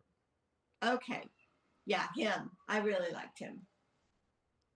Yeah, the only thing what was it that you said you recognized him from? I think he played Miami in Bohemian Rhapsody. Oh. He was the manager. Now don't get me wrong, or don't quote me, please. No, you're good. Don't get me wrong is a way of saying mom's always right, guys. I'm not seeing him in Bohemian Rhapsody. Don't get me wrong. I'm sitting over here like, don't come at me. That feels like a Brianism. Okay, Mom. Now, don't get me wrong, but whatever I say, just don't get me wrong. Oh my goodness. That was amazing. I'll be right back. Okay. All right, are we ready to for some fun facts? Absolutely. It's 8:09. Blame Matt. How me? because we can. Oh, quick before we go, just a quick shout out to the Poppy boys. That's what I'm gonna call them. Yeah. I have a shout out. Are we still? I thought we were waiting to get something for mom or something. No, mom left the room. I thought Matt was looking up something for mom. I was just getting actors. It's Jack Davenport was the actor that she was talking about. Plays Commodore Norrington. Okay, I want to shout out the monkey Yeah. because that little guy's awesome. Shout out to Jack. Oh yeah. I love when Barbosa is like, "Thank you, Jack," and then like we named the monkey Jack. His smile and like the angle is just perfect. He nailed it. And I think it's a monkey. Did you see the post-credit scene with the monkey? Of course. Okay. Yeah. Brian, the guy that says the puppet line, Lee Ehrenberg. Yeah. Okay. Ehrenberg. I know him from quite a few things as well. Like Once Upon a Time, he's grumpy, but he also makes appearances in Scrubs. Yep. He's in Friends. He's the guy who's getting Sidekick. I mean, those two, they're good guys. Good guys. Oh yeah, incredible together. Actually, the guy who plays Rigetti is his sidekick guy, Mackenzie Crook. I'm pretty sure he's in the original Office. Oh, interesting. Yeah. They get a lot more highlights in Dead Man's Chest as well, and rightfully so. Oh yeah. All of the little sidekicks do. Like even the two British guys that little Navy guys that Jack meets. They get their full story and they come back to, and it's like, see, classic, love it. Yep. But all right, fun facts. So scores for the movie. I don't know what our average was. I don't either. Well, Hold on. 5, 5, 4.8, 4.7, 4.1. womp womp. Wait, hold on. I'm still trying to find my calculator. Wow. All right. Well, while we figured that out, Letterboxd gives this a 4 out of 5 stars, if I'm not mistaken. IMDb gives us an 8.1, and Roger Ebert gives it a 3 out of 4 stars. That was a. Did you do your math right, Jen? I don't know. What does it say? Is this 3.93? No. That's impossible. No, that's It would wrong. have to be more than 4. Well, there's 6 of us though, right? Did I miss somebody? Yeah, but averages There's would be 5 of between us. 4.1 and 5. Why are we putting Jen in charge of? Somebody help! Okay, wait. All right, let me do it. Somebody else do it. All right. Roger probably- D. A 4.5 or close to, it's my guess. How do you do it? You add all of our scores together, and then you divide it by divide. the number of us. So it's all. Oh, there's 5 of us. Oh my god, I'm 5. so stupid, you guys. I counted. 4.72. 4.72. Yep. That, Okay. that's fine. I'm okay with that. And then you forgot to mention the one other thing about IMDb. It's on there. It is number 217 in the top 250 list. Yep. Yes. So Roger Ebert gives it 3 out of 4 stars. And I've got 2 little snippets of it, so I'm going to do my best to read Raj's words. I assume these are the opening paragraphs of his review. No, they were kind of chopped in between. Okay, so an abridged retelling. Yeah, But exactly. in old Raj's words themselves, excuse me for supplying logic where it is manifestly not wanted. But doesn't that mean there's no point in fighting them? There's a violent battle at one point between the Black Pearl crew and sailors of the Royal Navy, and unless I am mistaken, the sailors would all eventually have to be dead because the skeletons could just keep on fighting forever until they won. Yes? The only reason I bring this up is that the battle scenes actually feel as if they go on forever. Depp, in particular, seems to be channeling a drunken drag queen with his eyeliner and the way he minces ashore and slurs his dialogue ever so incessantly. Don't mistake me. This is not a criticism, but admiration for his work. Don't get me wrong, but Yeah. So, a fair bit of criticism, but a nice bit of praise as well. So the budget was 140 million, and its worldwide gross was 654.2 million. what a flop. Yeah, right. What a shame. It only quadrupled or whatever the septuples it is. So for Oscars, it had 5 nominations and 0 wins. For the Golden Globes, it had 1 nomination and 0 wins. The fun facts, and I'm quoting here, fun facts in quotes, because you know the internet. Okay, so Jeffrey Rush, the guy who plays Barbosa, tried to be on the left side of the screen as much as possible. I believe within that, his theory was that people watch the screen the same way that they read left to right. And because he was on screen with Keira Knightley often enough, he wanted to be on the left side so that people would actually look at him rather than just always at her. That's actually smart. It's brilliant, right? It's like he's found a way to give himself screen time. Again, Wow, that's interesting. he is a brilliant and smart actor. Yes. So Depp got a real tattoo of his Jack Sparrow tattoo after filming in honor of his son, who's also named Jack. Oh yes, yeah. Did you Love that. did you notice Jack's face scab gets bigger and bigger as the movie goes on? His face, what? He's got like a little face scab, like a little sore on his chin. Oh, I didn't even notice the scab. It's covered on the getting bigger poster. and bigger. If I'm not mistaken, it's like it was a gag that essentially the makeup artist and Depp had kind of cooked together, where they were just secretly making it bigger and bigger as the movie went on. Huh. Never even noticed. I can't get past the eyes. Yeah, they are dark sometimes. Eyes and the mustache. Yeah. Little curl gets me. I can't remember who brought up Jack the monkey. Jin, was that you? Yeah. So the monkey smile with the whole thank you, Jack, that whole bit was not planned. It happened completely by chance. That monkey's awesome. That little monkey knew what was up, and he said, "Boom, I'm hitting this." That makes it even better. Johnny Depp improvised the line "savvy." Oh my god, that's better than the last one. Ooh, he improvised that line. Savvy, yes. Johnny Depp improvised that.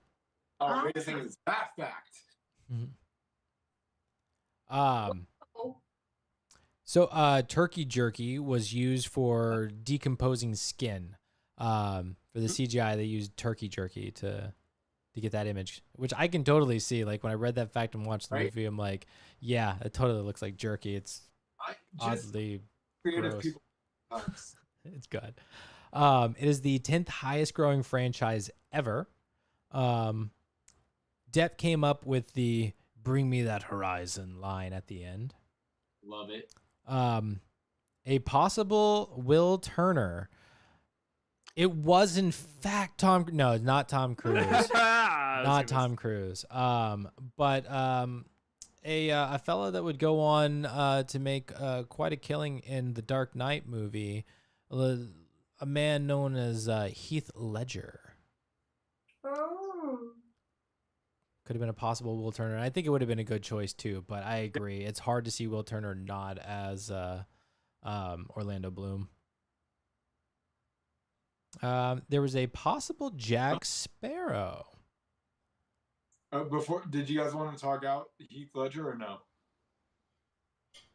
I don't know. I don't have much to add. It caught my attention. I will say that. Mm-hmm. I thought it would have been an interesting choice. I mean, like he was an incredible actor. He's got the heartthrob. Hell yeah.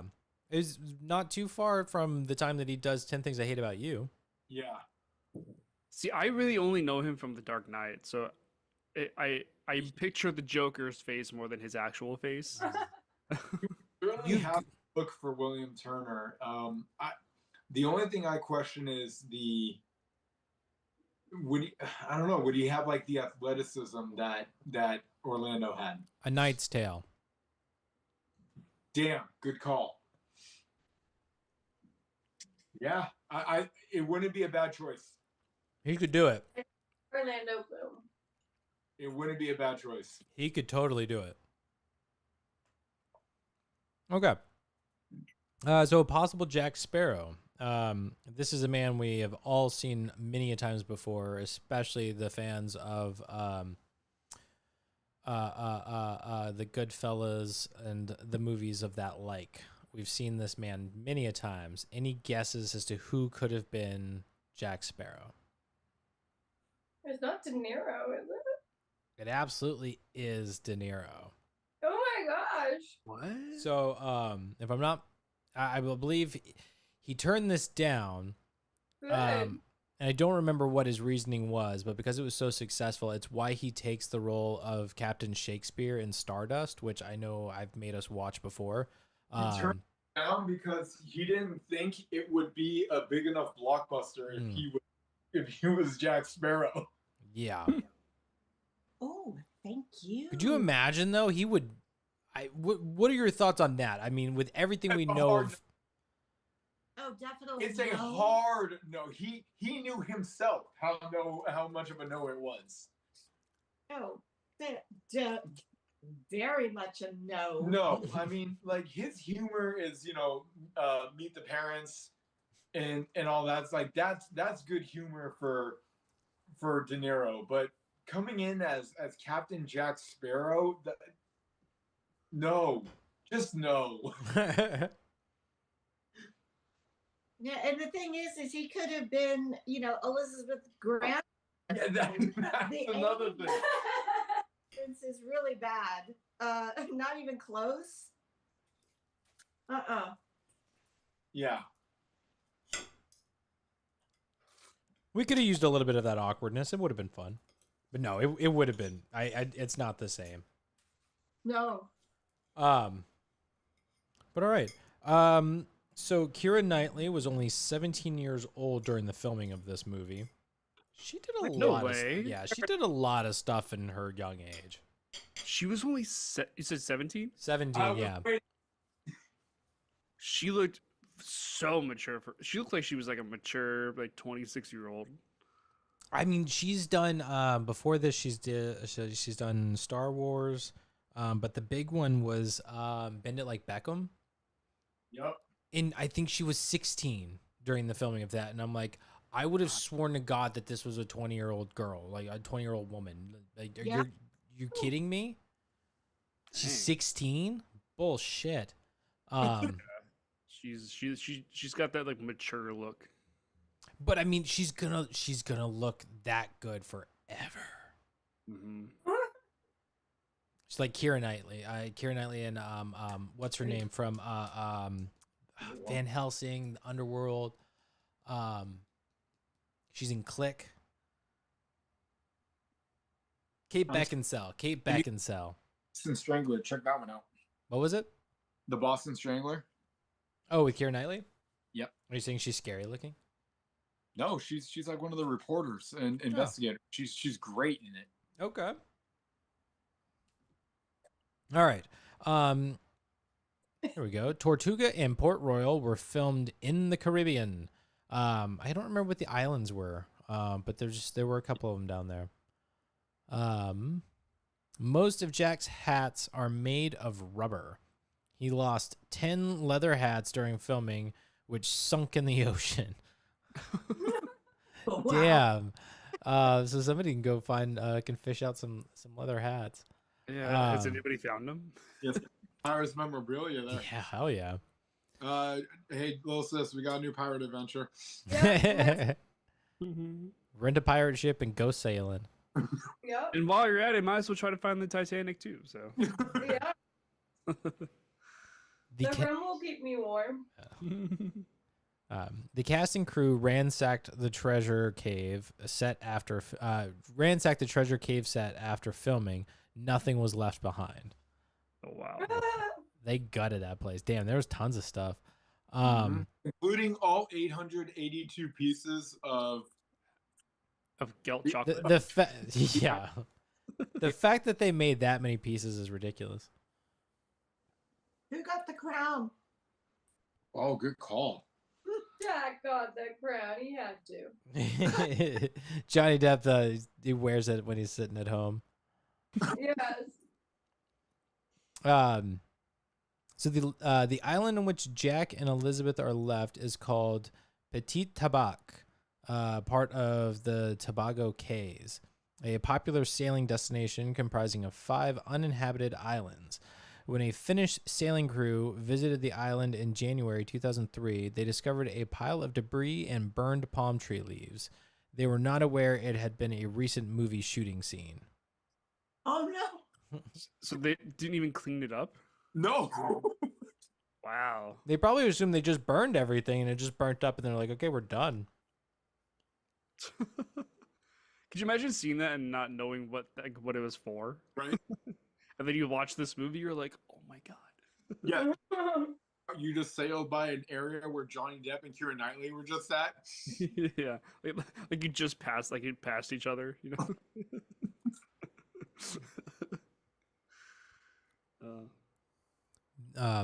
The movie's world premiere was located at Disneyland Park at the Disneyland Resort in California, home to the original Pirates of the Caribbean attraction, on June 28th, 2003. This was the first ever movie premiere at Disneyland. Oh. And the final fact, did you notice? World premiere. Mm-hmm.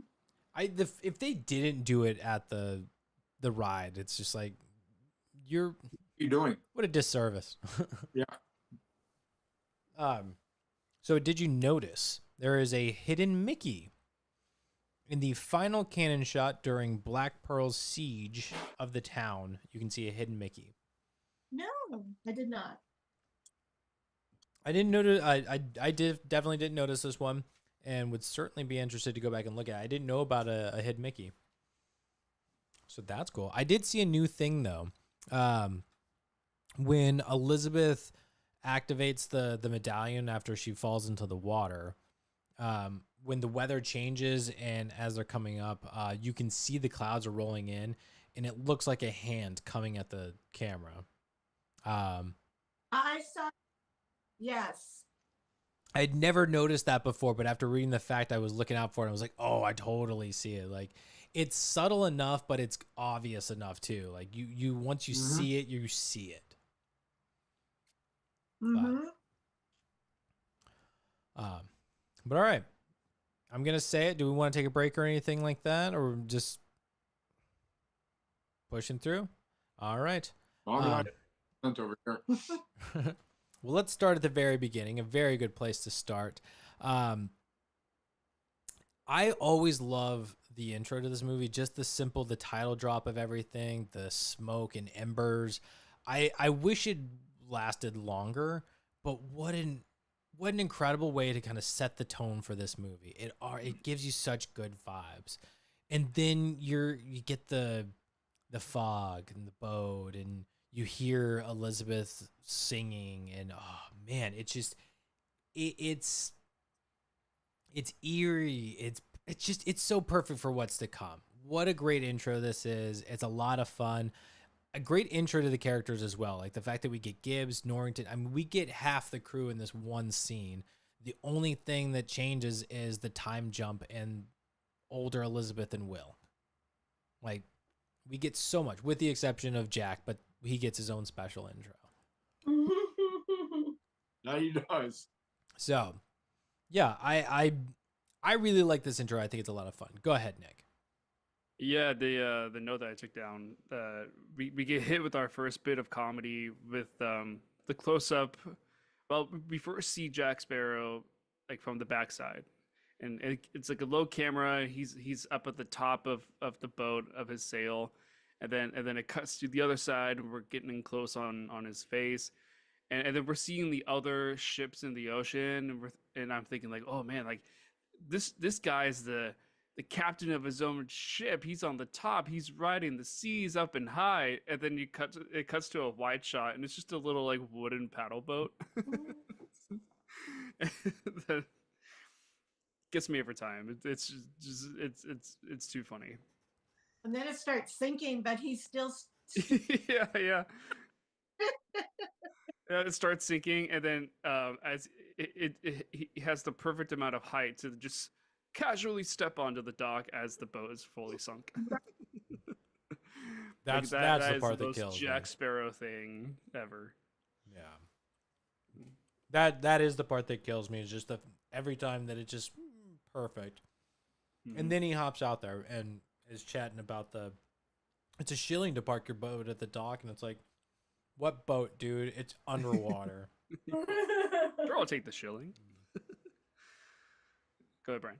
If you think about it, it is the absolute perfect intro to Captain Jack Sparrow. Mhm. Because everything he does is completely outside of the box, but works for him every time. You're right. Right. And it's just like, of course, he's going to show up in a 3/4 sinking ship and make it to the dock completely unscathed and just be like, I'm Jack Sparrow. Like, it's amazing. It's everything you need to know about Jack Sparrow without knowing what you know about Jack Sparrow. Mm-hmm. Agreed. An incredible character intro that it without words tells you everything you need. Mm-hmm. Love it. And that's the power that Johnny brings to that character, right? It's so solid, and just like that's the charisma he carries. Yeah. It's the uniqueness that he brings to a pirate that we've never seen before. That, yes. That's really what it is. He feels like a pirate, but we know nothing. So Yeah, good. because, well, when you think of pirates, you think of people that are super, like very serious. We're here to They're all commandeer. mean looking. We're here to take your treasures, your jewelry, and if you're lucky, we may or may not kill you, depending on how we feel. Yeah, the marauders and like the marauders and gunslingers and like out to seek vengeance and Right. and get all the pirate booty and money and everything. And Exactly. yeah, Now we've got Captain Jack, who's like, I mean, I'm here for the mission. I'm here to just sail the seas, and I just really want my Black Pearl back. And it is a different style pirate where you're all of a sudden you're like, No. I kind of like this pirate. Like I want to be on this pirate's side, to be honest. yeah. I can't think of too many examples of a pirate that doesn't have a ship. Yeah. Like we're seeing this guy having his little boat, it sinks, and that's our intro to him. We know he doesn't have a ship, we know he doesn't have a crew, yet this guy carries himself with all of the charisma and all of the like air of I am the god of pirates. Well, it's manipulation, really. He's telling everybody that he is the captain. Like he has what every other pirate has when he's bluffing. He's manipulating people. And the true tale of that one is when I forgot who it was, but he says, "You are positively the worst pirate that I've heard of." And he says, "Yes, but you have heard of me." Exactly. Yeah. Yeah. God, that is a great line. You can take salt and turn it around on you. Savvy? Yeah. With that in mind, let's do some memories. What do you guys have for memorable moments? Well, I just have a note here where Will Smith was what is his name? No, Will no. Turner. The Fresh Prince. Yeah.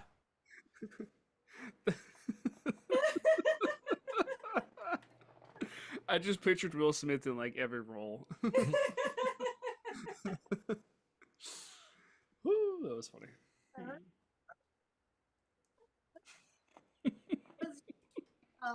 Miss Swanson. Now Miss Swanson. she was the governor's. Wasn't she the governor's daughter, Elizabeth Swan. Elizabeth Swanson? Yes. It's just dropping all of the last names. Will Smith. Miss Swanson. That's a politician. Elizabeth Swan. Elizabeth Swan. Okay. Oh my God! What do we have? Captain Jack Sparrow coming up next.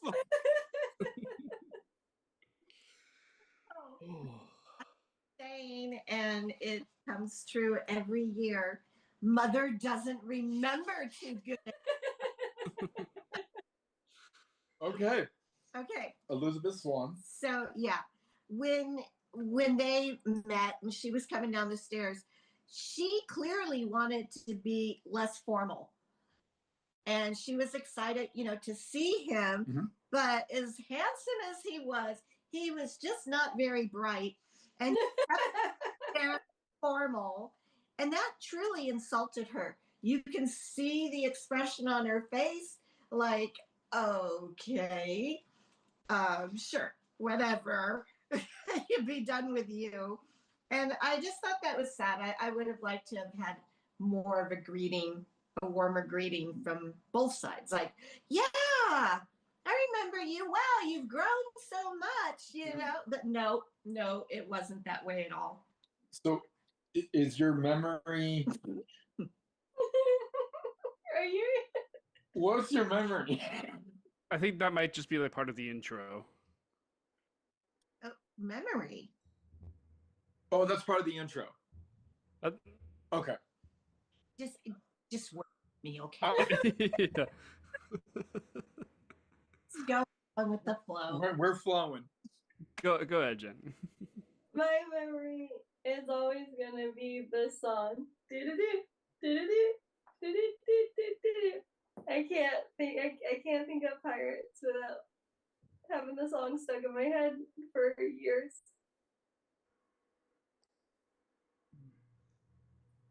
Go ahead, Brian. I second that. I hear Pirates and I instantly hear the song. And Jen did it. I completely butchered ETs when I tried to bring up a score, so I see myself. So when I think of Pirates, I do hear do do do do do do do do do do do do do do. There you go. Do it. You got it. Oh, Matt, we need a round of applause for that one.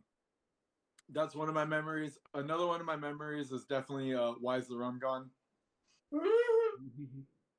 And to be honest, if I am like being very, very truthful to myself, when I think of Pirates of the Caribbean, my ultimate memory is Pirate Days that my sister and I 100%. Yeah. It brings back like just so many fun days that we had, just enjoying life, watching pirates, drinking rum, Being young, dumb, and stupid. being young, dumb. Yep. Yeah. Oh man, I'm having a little bit of a hard time because there's so many things in this movie that I like. I'm trying to like collectively put it into one memory, and I don't know why that's hard. Oh, I do have one more if you need a little more time. Sure, go for it. It's the scene where they are underwater I knew that you were gonna say that. and they're holding a boat down. Yeah. Oh, wrong underwater scene. Okay. It is just what? Like, I never seen anything like that before, where two guys are walking on the ocean floor, and yet they're underwater but above water at the same time. Yeah, because they've like trapped air, Exactly. maybe like an air bubble or something. Yeah. And Yeah. I'm, well, that's something I've never seen before. Yeah, it's clever. It's something that, like, especially in the 2003 era, that's something that Mythbusters should have jumped on immediately. Oh yeah. Because I know they were really big around that time, Yeah. but it just seems like Mythbusters was given an episode right then and there. Also, how do they keep their weight down at the Hold the boat down. That is so much force to have to because go. the air would bring the boat and then them holding it up. Yeah. We've got some serious Superman strength going on down there. Yeah. I get okay. My memory when I think of this movie, my memory just really has to be the wittiness of Jack Sparrow. Okay. Uh, it's just the movie just has this throughout the entire thing, and like when I think of Pirates in the Caribbean, I think of Jack Sparrow's wittiness, because that's what a lot of my notes are. It's just the wittiness of him. Yeah, that's kind of like my collective memory for. I mean, we can jump into scenes of Got Matt's. I don't know what happened to Matt. he just disappeared. Is he gone? I don't see him. I have it on. Oh yeah, yeah, he's Yeah. empty There. chair. Okay. Yeah. Well, we'll get his Well, memories when he comes back. My memory is Matt left on memories. You got to time your leaving. No, he left before that. I have a scene. Yeah, hit us. The sword fight between Will Turner, blacksmith. Oh, forge. yeah. Yeah. Yeah. Wait, did you? Forge, like forgery. Oh, Forge? I don't know. Oh, Fort. No, In his fort. it is forge. Fort? I think that's what it's called, a forge. Swords. Yeah. It is a forge. I wrote this down because this not only is the fighting just fun in this scene, but you both just got up at the same time. Did we really? You both like disappeared off screen at the same time. Hear you, Nick, okay? It's like it's so choreographed and fun to watch, like it almost like we're watching like a stage play or something. But I wrote down like one of my favorite lines from this scene. It was Will saying, "I practice 3 hours a day with my sword fighting," and Jack goes, "You need to find yourself a girl." Man, just the witty comebacks are so good from Jack. Yeah, go ahead, Brian. I'm really glad you brought this scene up, because this was almost like the original idea of what will soon to be staple of every Pirates of the Caribbean movie. Yeah. Was we need to have one epic choreographed sword fight. Dead Man's Chest, they bring it up like times 10. I mean, if you remember, they are on a wooden wheel, and they're like spinning it, and it's rolling down, and they're standing on it. I mean, they really up the playing field. Yeah. But you can see that this right here, they're like, oh, this is where you can really catch viewers' attentions right now, because it's exactly what you said. It's a sword fight, but it is so well choreographed, and they're bringing up like different levels where it's like we're gonna fight on the ground. Nope, we're gonna jump up in midair. All these things, they're using everything. They're using different tools, to where it's like Jack has a sword, but then all of a sudden Will goes and grabs the what's that called?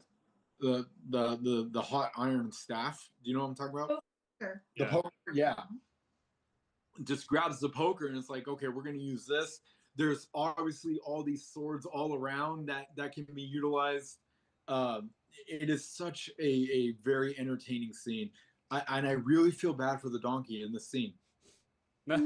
I know. It just goes through unnecessary injury. It's like Yeah. if you're donkey to go, maybe Jack just walk up and like give it a little kick or something. I just love how his first idea is I need to heat up this iron and then we're just gonna burn the donkey. And that's your first idea. Or the amount of times that the donkey just like walks into the frame, like in the foreground. And then when Will grabs the poker, the donkey just starts walking. It's like you. Yeah. I do like the moment too when Will throws the sword at the wall right next to Jack's head, and just the Like, expression what? on his face without saying anything. He's just like, oh holy shit. Pull the sword out, and he's like, "Well, that is a really great trick, but now you're still in the way of my escape." Yeah. Yeah. Go ahead, Jen. This was the first time I watched it and realized that he had just sealed like the door shut by doing that. I Mhm. never noticed that before. Yeah. Oh, I didn't notice that. Yeah. I also love that the throwing of the sword becomes it's almost it's not a callback, but it's used as a callback where you show me that Will has great skills at throwing a sword at a very precise location, which is then used much later in the movie. Oh, foreshadowing. Or thank you. Yeah. Reverb. Okay. Oh, yeah, I know what you're talking about. Yes. Yeah. Very, very well played, guys. Well played. Mm. Did you have something more? I do. It has nothing to do with swords, but to Mom's takes. As prior long as it has to do with the movie, that's all. fight, Mhm. Jack Sparrow's hands were very much tied up with that gigantic chain. Yes. And he started to axe it, and that didn't work. And then he saw that wonderful, brilliant using of the crankshaft. I thought, oh my God, what a fabulous idea. And he just lifts it up, get the crankshaft, the donkey. The donkey. But I'm telling you, that donkey. in there to pinch it Yeah. and break it. And I thought that, wow, that was really good. Very impressive.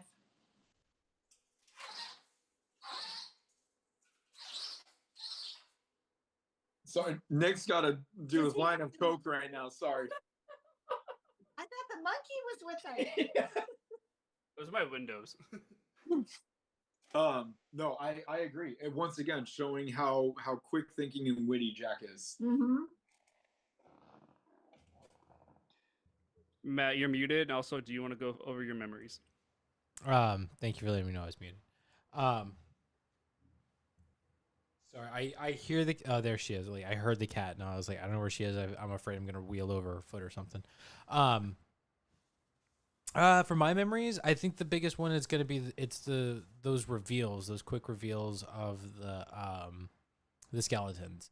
So like the first one when he reaches into the cell, which was like a really cool moment, but it's just a hand. But then the big one on the ship when it's like the whole crew, and you're just like, oh shit. Really cool scene to see everybody as skeletons and ghosts and her getting tossed around the ship was just, it's a really cool thing. Yeah, go ahead, Brian. You're on the scene. Do we want to talk about like essentially Beauty and the Beast dinner turn?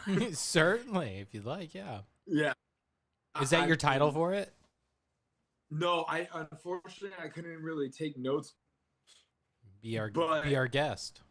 I mean, it starts off with her being introduced, the crew coming up and saying the captain wants you to dine with them, and they're like, okay, well, it's either you dine with him or you dine with the crew naked. And I'm like, well, that's a tough Tough decision there, guys. Like, and I love how they were all disappointed when she grabbed the dress. Yeah. Man, really thought she was gonna go for that. Yeah. So then they're over here. You know, you can tell that there's like some tension going on, and I just love how they. First of all, I love how they let Elizabeth Swann just cut loose on eating. It's like Yeah. she goes for the polite bite, and then he's like, no, just if you're hungry, go for it. And I'm like, oh, she's going for it. Like John on the turkey leg, grab the bread like she's Aladdin. I mean, it's happening right now. Like Aladdin. That bread did look good though.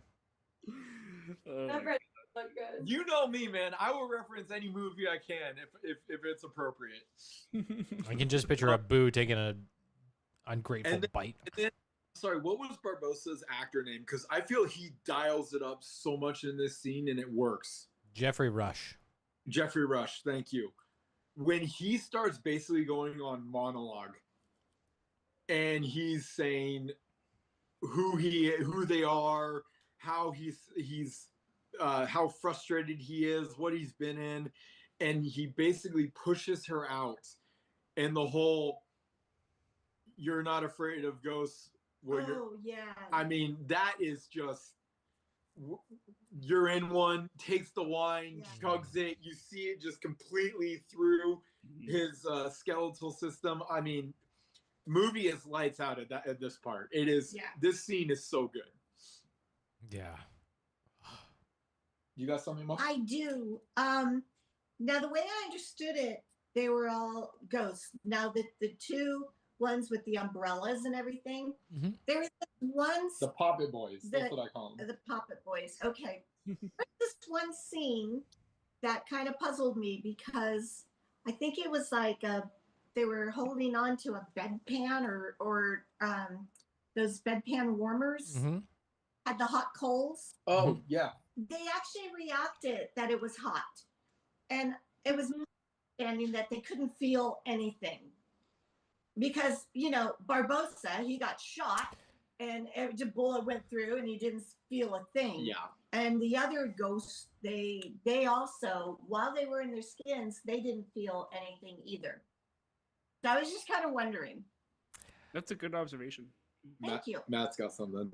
It's inconsistencies with like there's a few of them throughout where it's like the rules of them being this undead cursed crew. But the one thing that I will consider kind of like a consistent throughout is that they still manage to feel pain. Because when they're pillaging the town and everything, and the guy takes the axe to the back, like he screams out in pain. They get blown up. All right, Up close and personal with that mic. yeah, I believe I'm back. But Brian, what have you got? Yeah, you're back. Well, Mom kind of tapped in on something. You know, I alluded to saying this is not a 5-star movie, and I gave it a 4.8. And the reason why I gave it a 4.8, I would say the biggest reason is, I agree with you, Matt. They are consistent. They are when it comes to showing that they feel pain. Mm-hmm. I agree with that. Where the movie, I always get slightly taken away from, and I think even Raj kind of said it himself as well. If you're dealing with a curse where they're not dead but they can't die and they can only feel pain, as cool as some of the sword fights are in the fighting scenes, essentially it seems pointless to me. Right. Yeah. That makes sense. It's like, do you like, even like, Commodore's crew Mm-hmm. are trying to save the in what is it, the not Imperior, Interceptor, thank you. They're trying to save the Interceptor, but let's be real, humans eventually will tire out. No matter how much adrenaline you have, you will eventually get too tired to even pick up your sword. It's going to feel like it's 100 pounds, which means at that point you will die. And these guys will never die. it really is rough. It's like, I don't know, maybe I think a little bit more workshop needed to be used on this point, because everyone's fighting each other, but ultimately when no one can die, but they are able to kill others, it seems like, well, this is an obvious win, it's obvious as who's going to win the fight. And so it doesn't seem as dramatic as it could be. Like the stakes aren't that high. No, there pretty much are no stakes. You know, where the movie gets really interesting is when you know that someone can die or someone can get hurt. Yeah. For instance, like the end of the movie, where you think Captain Jack is about to get hung, and you're like, "Whoa, what's going to happen here?" Now you're actually invested in what's truly going to happen, because there is no curse involved. Mhm. Do you get what I'm saying? Yeah. Jen, did you have something, or I can't really see hands at this point? Yeah, so what my thought is, like, I don't think that they feel pain either. I just think like they at one time they weren't human. And the whole thing is like they're miserable because they feel nothing.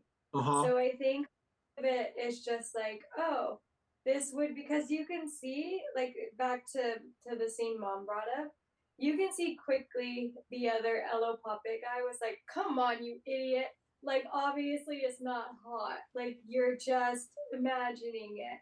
And so I think like the trend of it is just like they're just doing reactions to what they know or what they remember, kind of like the phantom injury type thing. Right. It's like, oh, like this is hot, I should be owie, and then his friend's like, all right, come on, and that's why he can jump back real quick. Like, I didn't see it as like a flaw in the writing. What's the cell phone one where you swear your phone vibrated, or you thought you heard your phone ring? Oh, it's like a phantom ring or whatever. Phantom vibrations. It's the same thing. It's phantom. Yeah. Okay, yeah. So I think you're right. It might be just like phantom injury and a phantom reaction. Yeah, because like, why, like they can't eat anything, they can't drink anything, and yet that's like they still do, because they really just want the curse to be over, and they want to be human again, kind of like Beauty and the Beast. To be human again. But getting back to when you were talking about Jack Sparrow being about ready to be hung, right? Prior to that, he revealed himself that he too was a ghost. Oh, no! But they solved that. What? The curse had been broken, right? Yeah, the curse at that point. Yeah, because at that point, Will had cut his hand and dropped. Okay. And then they killed Barbosa. Never. So the curse is completely over at that point. And that's when it's like, wait, the curse is done. Now there's actually stakes on the table here. Right, I get it. And this is what I'm saying. I just feel like there should have been some type of workshop where if they made a shot or whatever to make it seem like the fighting is actually worth something, because again, the payoff of these guys have the ultimate win. If you can't die and you can get stabbed, shot, blown up, whatever, but you can't die, like there's nothing. Nothing to be invested in. They can't die, but they can still kill. Which is probably the scariest thing you can encounter. They can get broken. They can, and blown up. They can't see that. Just start talking. Let them talk. I for me with the deaths, right? Like with the ghost guys, I think it's the classic problem of writers and creators doing too much to make something bad too overpowered and not thinking about the implications of it. And to me, an easy way to fix it with this example is give it resurrection rules. Like, yes, these guys can't die, but if they're killed, they are dead for like 24 hours and then they wake up, right? Like, within Okay. that time period, 24 hours, right? The Black Pearl sails off, so now you're left by your ship. Like, you're still alive, you still have the curse, but you're not with your crew. You have to find your way back. Like, Right. so there's still, like, it's not major stakes, but there's still stakes to dying. Like, and what you show up by the end of it, like, and it also just explains, like, whatever, you traveled by walking under the ocean until you got back with the crew because you know where you're going. Like, Exactly. it doesn't matter. You could just make it zombie rules, some resurrection rules, and there you go. Now there's stakes to why these guys dying actually matters versus they're dead for 10 seconds and then Solves it immediately. there you go. Easy solution. Done. I was just gonna throw. Go ahead, Nick. I was just gonna mention, but when I think of killing a skeleton, I would think by means of either magic or incinerating their bones. Right. Right. Like, so you, like, if this movie was to introduce, like, so you, like, if this movie was to introduce some kind of a vulnerability of actually killing skeletons, to where these skeletons would essentially have a reason to fight, to protect their own lives. Like, would we want to introduce some level of magic, like magic attacks, or some, like, incinerating fire type of thing, you know, or would that be just doing too much? That's too I've much. got a jar Yeah. of dirt. Yeah. You could use But to me, like you could kind of solve what you're saying, Brian, about, like, there being stakes. But, like, I don't think I would want, like, magic or fire, whatever, to be added in, because it's adding too much. Yeah. I definitely like Matt's idea of where we find out that if the undead is taken down in a natural what would be a natural cause of death for a human, then they're TKO'd for 24 hours. Because that at least shows you that, well, they're okay. They may not be dead, but they definitely have the ability to escape the situation that they're in by overpowering the crew, which is what any sword fight of two crews would entail. Well, a lot of video game logic does this. If you were to, like, slice it, sledgehammer a skeleton, all their bones would break on the ground, and then you have 10 seconds until they start slowly forming back together again. Yeah, Super Make Mario. that, like, 24 hours. Yeah. Super Mario did the same thing. With the dry bones, right? Dry Yeah. bone? Yeah. Oh, Yeah. sure. You would know the name. Yeah. I brought up Yeah, go them ahead, Brian. walking underwater, which clearly this one of the scenes. I don't know if you guys noticed, but this movie has so many quick, amazing cinematography moments. Whether it's like chewing up scenery or just making things look so cool. And when the army of the undead are told to take a walk and they're underwater walking towards the commissioner's Commodore. I'm sorry, the Commodore's crew. That is a shot and a half. What, Jen? Interceptor. Yeah, the Interceptor. Yes, that is a shot and a half. That is so amazing looking. I whoever thought of that, just pat yourself on the back. Wasn't that the one that they used for, like, the movie? Like, not the big poster, but you know how there was a little poster. Oh, the mini marquees. They definitely used it in the advertising.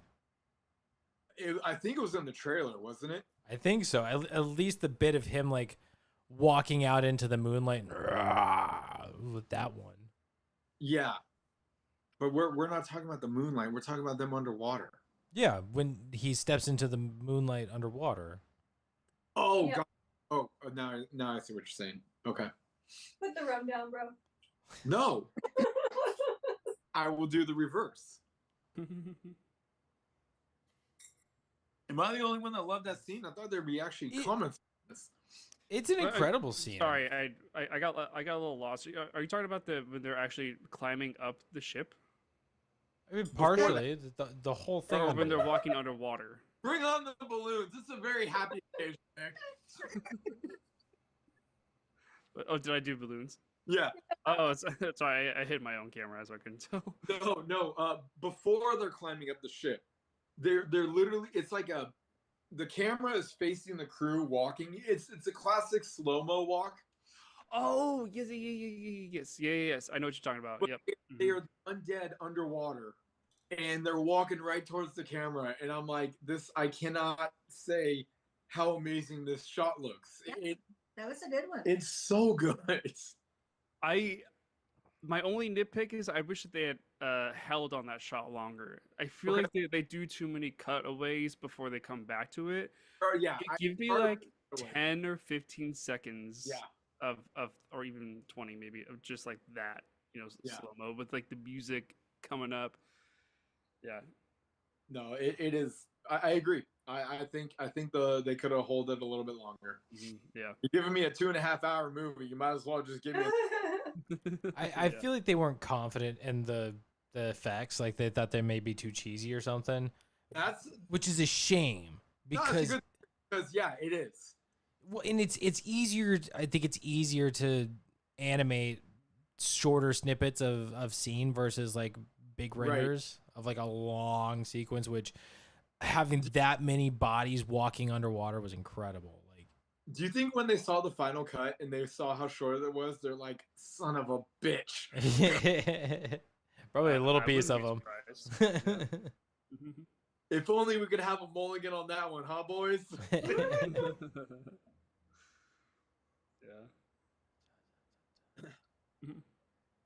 Yeah, no, it's a really cool scene. It's so awesome. I'm sorry. You're No, good. you're good. I liked when it kind of previewed what this was going to be all about, because when Will's or Oh, yeah, Curtis. Jack said, "How far will you go?" And he says, Oh. "I will die for this." Yeah. And he Oh no, I'll die for Swan. yeah, exactly. And he's like, "Good, Yeah. Okay, good. on the same page," because I expect you to die. Yeah. I want you to die. You're willing to die. Perfect. Just you though, not me. Yeah. Yeah, so I thought that was, it's so simple, little one-liner, one words that I absolutely loved. That was really neat. And I had another one, it made me sad, was Barbosa. All that man wanted to do was eat an apple.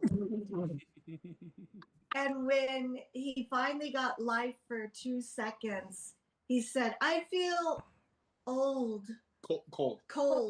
and Gold. well, It is the same. it is absolutely the same." And then he dropped his apple. I always thought it was crazy to think he was fighting while holding an apple the entire time. But he was prepared to eat the apple. And it was just, that really broke my heart, because poor man, he never got a bite of his apple. I think you need to see the end of the second movie. That bite, he gets redemption. Oh. I know, Spoilers. but still, for this one, and this is the one we're talking about, True. is Ooh. that Wow. he never That got. was a little snappy. They called that out. You better stay on the pearl, huh? we ain't in that chest yet. He Or else you're gonna be the dead man in it, Matt. I'm heading that way. he just never got the bite of his apple. And the only other thing is, and this probably You guys are gonna say like, "Boo! You don't belong here, woman." Is the pirate's code, please? Parlay. What? Parlay. That's the pirate's code. The pirate's code is leave them behind. There's a few things of the pirate's code. Yeah, there's a which pirate code are you referring to? I don't know. It's just it always refers to remember the code. Remember, and I haven't even said what the code was, and I'm like, I don't get it. Of course, I did go to sleep a little bit during the movie, so I missed that part. But what is the code? All right. For goodness sakes! I'm gonna step back from the plank here, Mom. We're getting close to the edge. Do you have a corset on?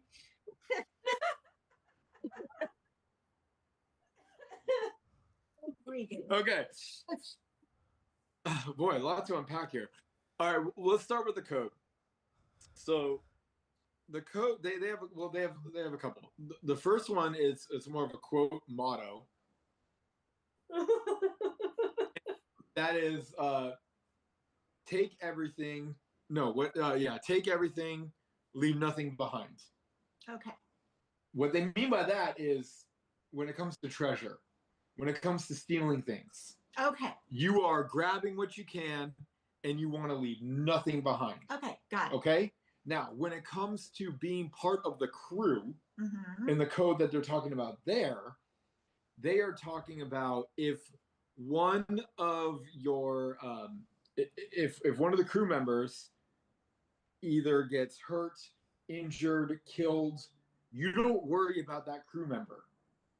You jump on the ship and you continue to wherever mission you need to do. Wow. You don't come back. So it's literally leave that person behind and carry on. And that's what Jack said, because Gibbs said if something in pirate terms, I don't remember what he says. In English, he basically said if something were to happen to you, if you were to get, fallen in battle, hurt in battle, what do you want me to do? What is my I don't know why, but I just directive is all that keeps is the mind the word that comes to mind. What is your prime directive? Yeah, it's like with Wally, Brian. It's what are my Options? no. It's Objectives? captain to his first lieutenant. Like what are the orders? First Thank you. officer. It's like if What are my orders? Oh, okay. Because he is captain. Got it. And Captain Jack says, stick to the code. Gibbs says, the code. And that means if I am not walking out of that cave, if you fall behind, you're left behind. you better get on that damn Black Pearl and you better sail away. Oh, okay. All right. That's your mission. Those are your orders. Wow. And that's what it is. And then the other slight code that you deal with is parlay, which is basically saying you cannot touch me until I have spoken to your captain face to face. Oh, okay. And that's why Swan calls for parlay in the governor's mansion. Yeah, I know they used it quite a bit. Yeah, they definitely use Even parlay Jack a lot. ended up using parlay. Yes, and parsley and Parsnip. Snip. yeah. So does that answer your questions about that? It does. All Yes, right. thank you. There was another thing I was going to bring up, but based off of something you said, and your code thing just threw me off. Well, we were talking about the skeletons. No, it was after that.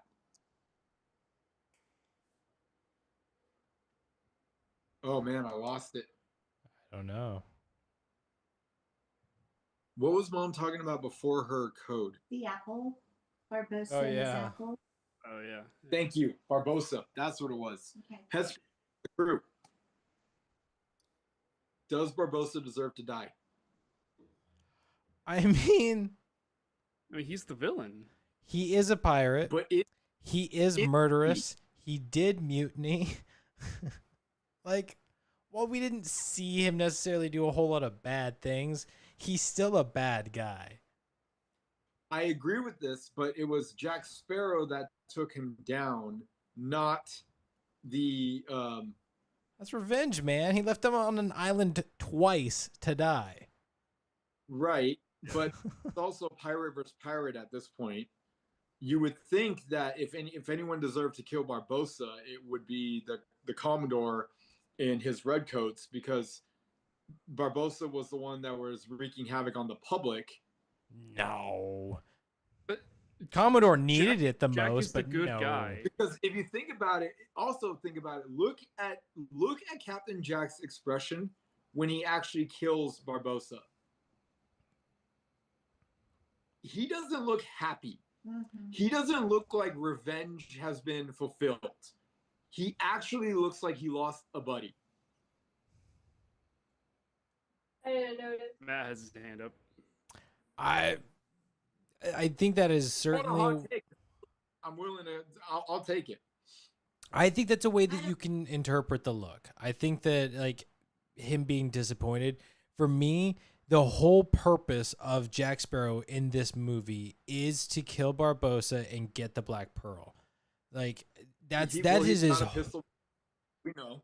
For 10 years, he held that pistol unused for 10 years so he could fire it into Barbossa. If he doesn't get that kill, he doesn't get the like he doesn't get his ending. He doesn't get a story. Like that's Huh. he, I don't know. and Crazy who that it don't- gives a crap about Commodore? Screw that guy. Relationship. What was that? It almost seemed like Batman Joker relationship to me. I mean, I could see that for sure, but like again, especially if you're looking at this movie as the potential for a franchise, but it needs to have resolution that people are satisfied at the end of this. That's how it's got to end. And again, screw Commodore. Okay. Nobody's on his side. I'll He's talking shit the whole time. He's way too cocky. It's like, no. He's lucky all he did was lose a bunch of men to those pirates on the ship.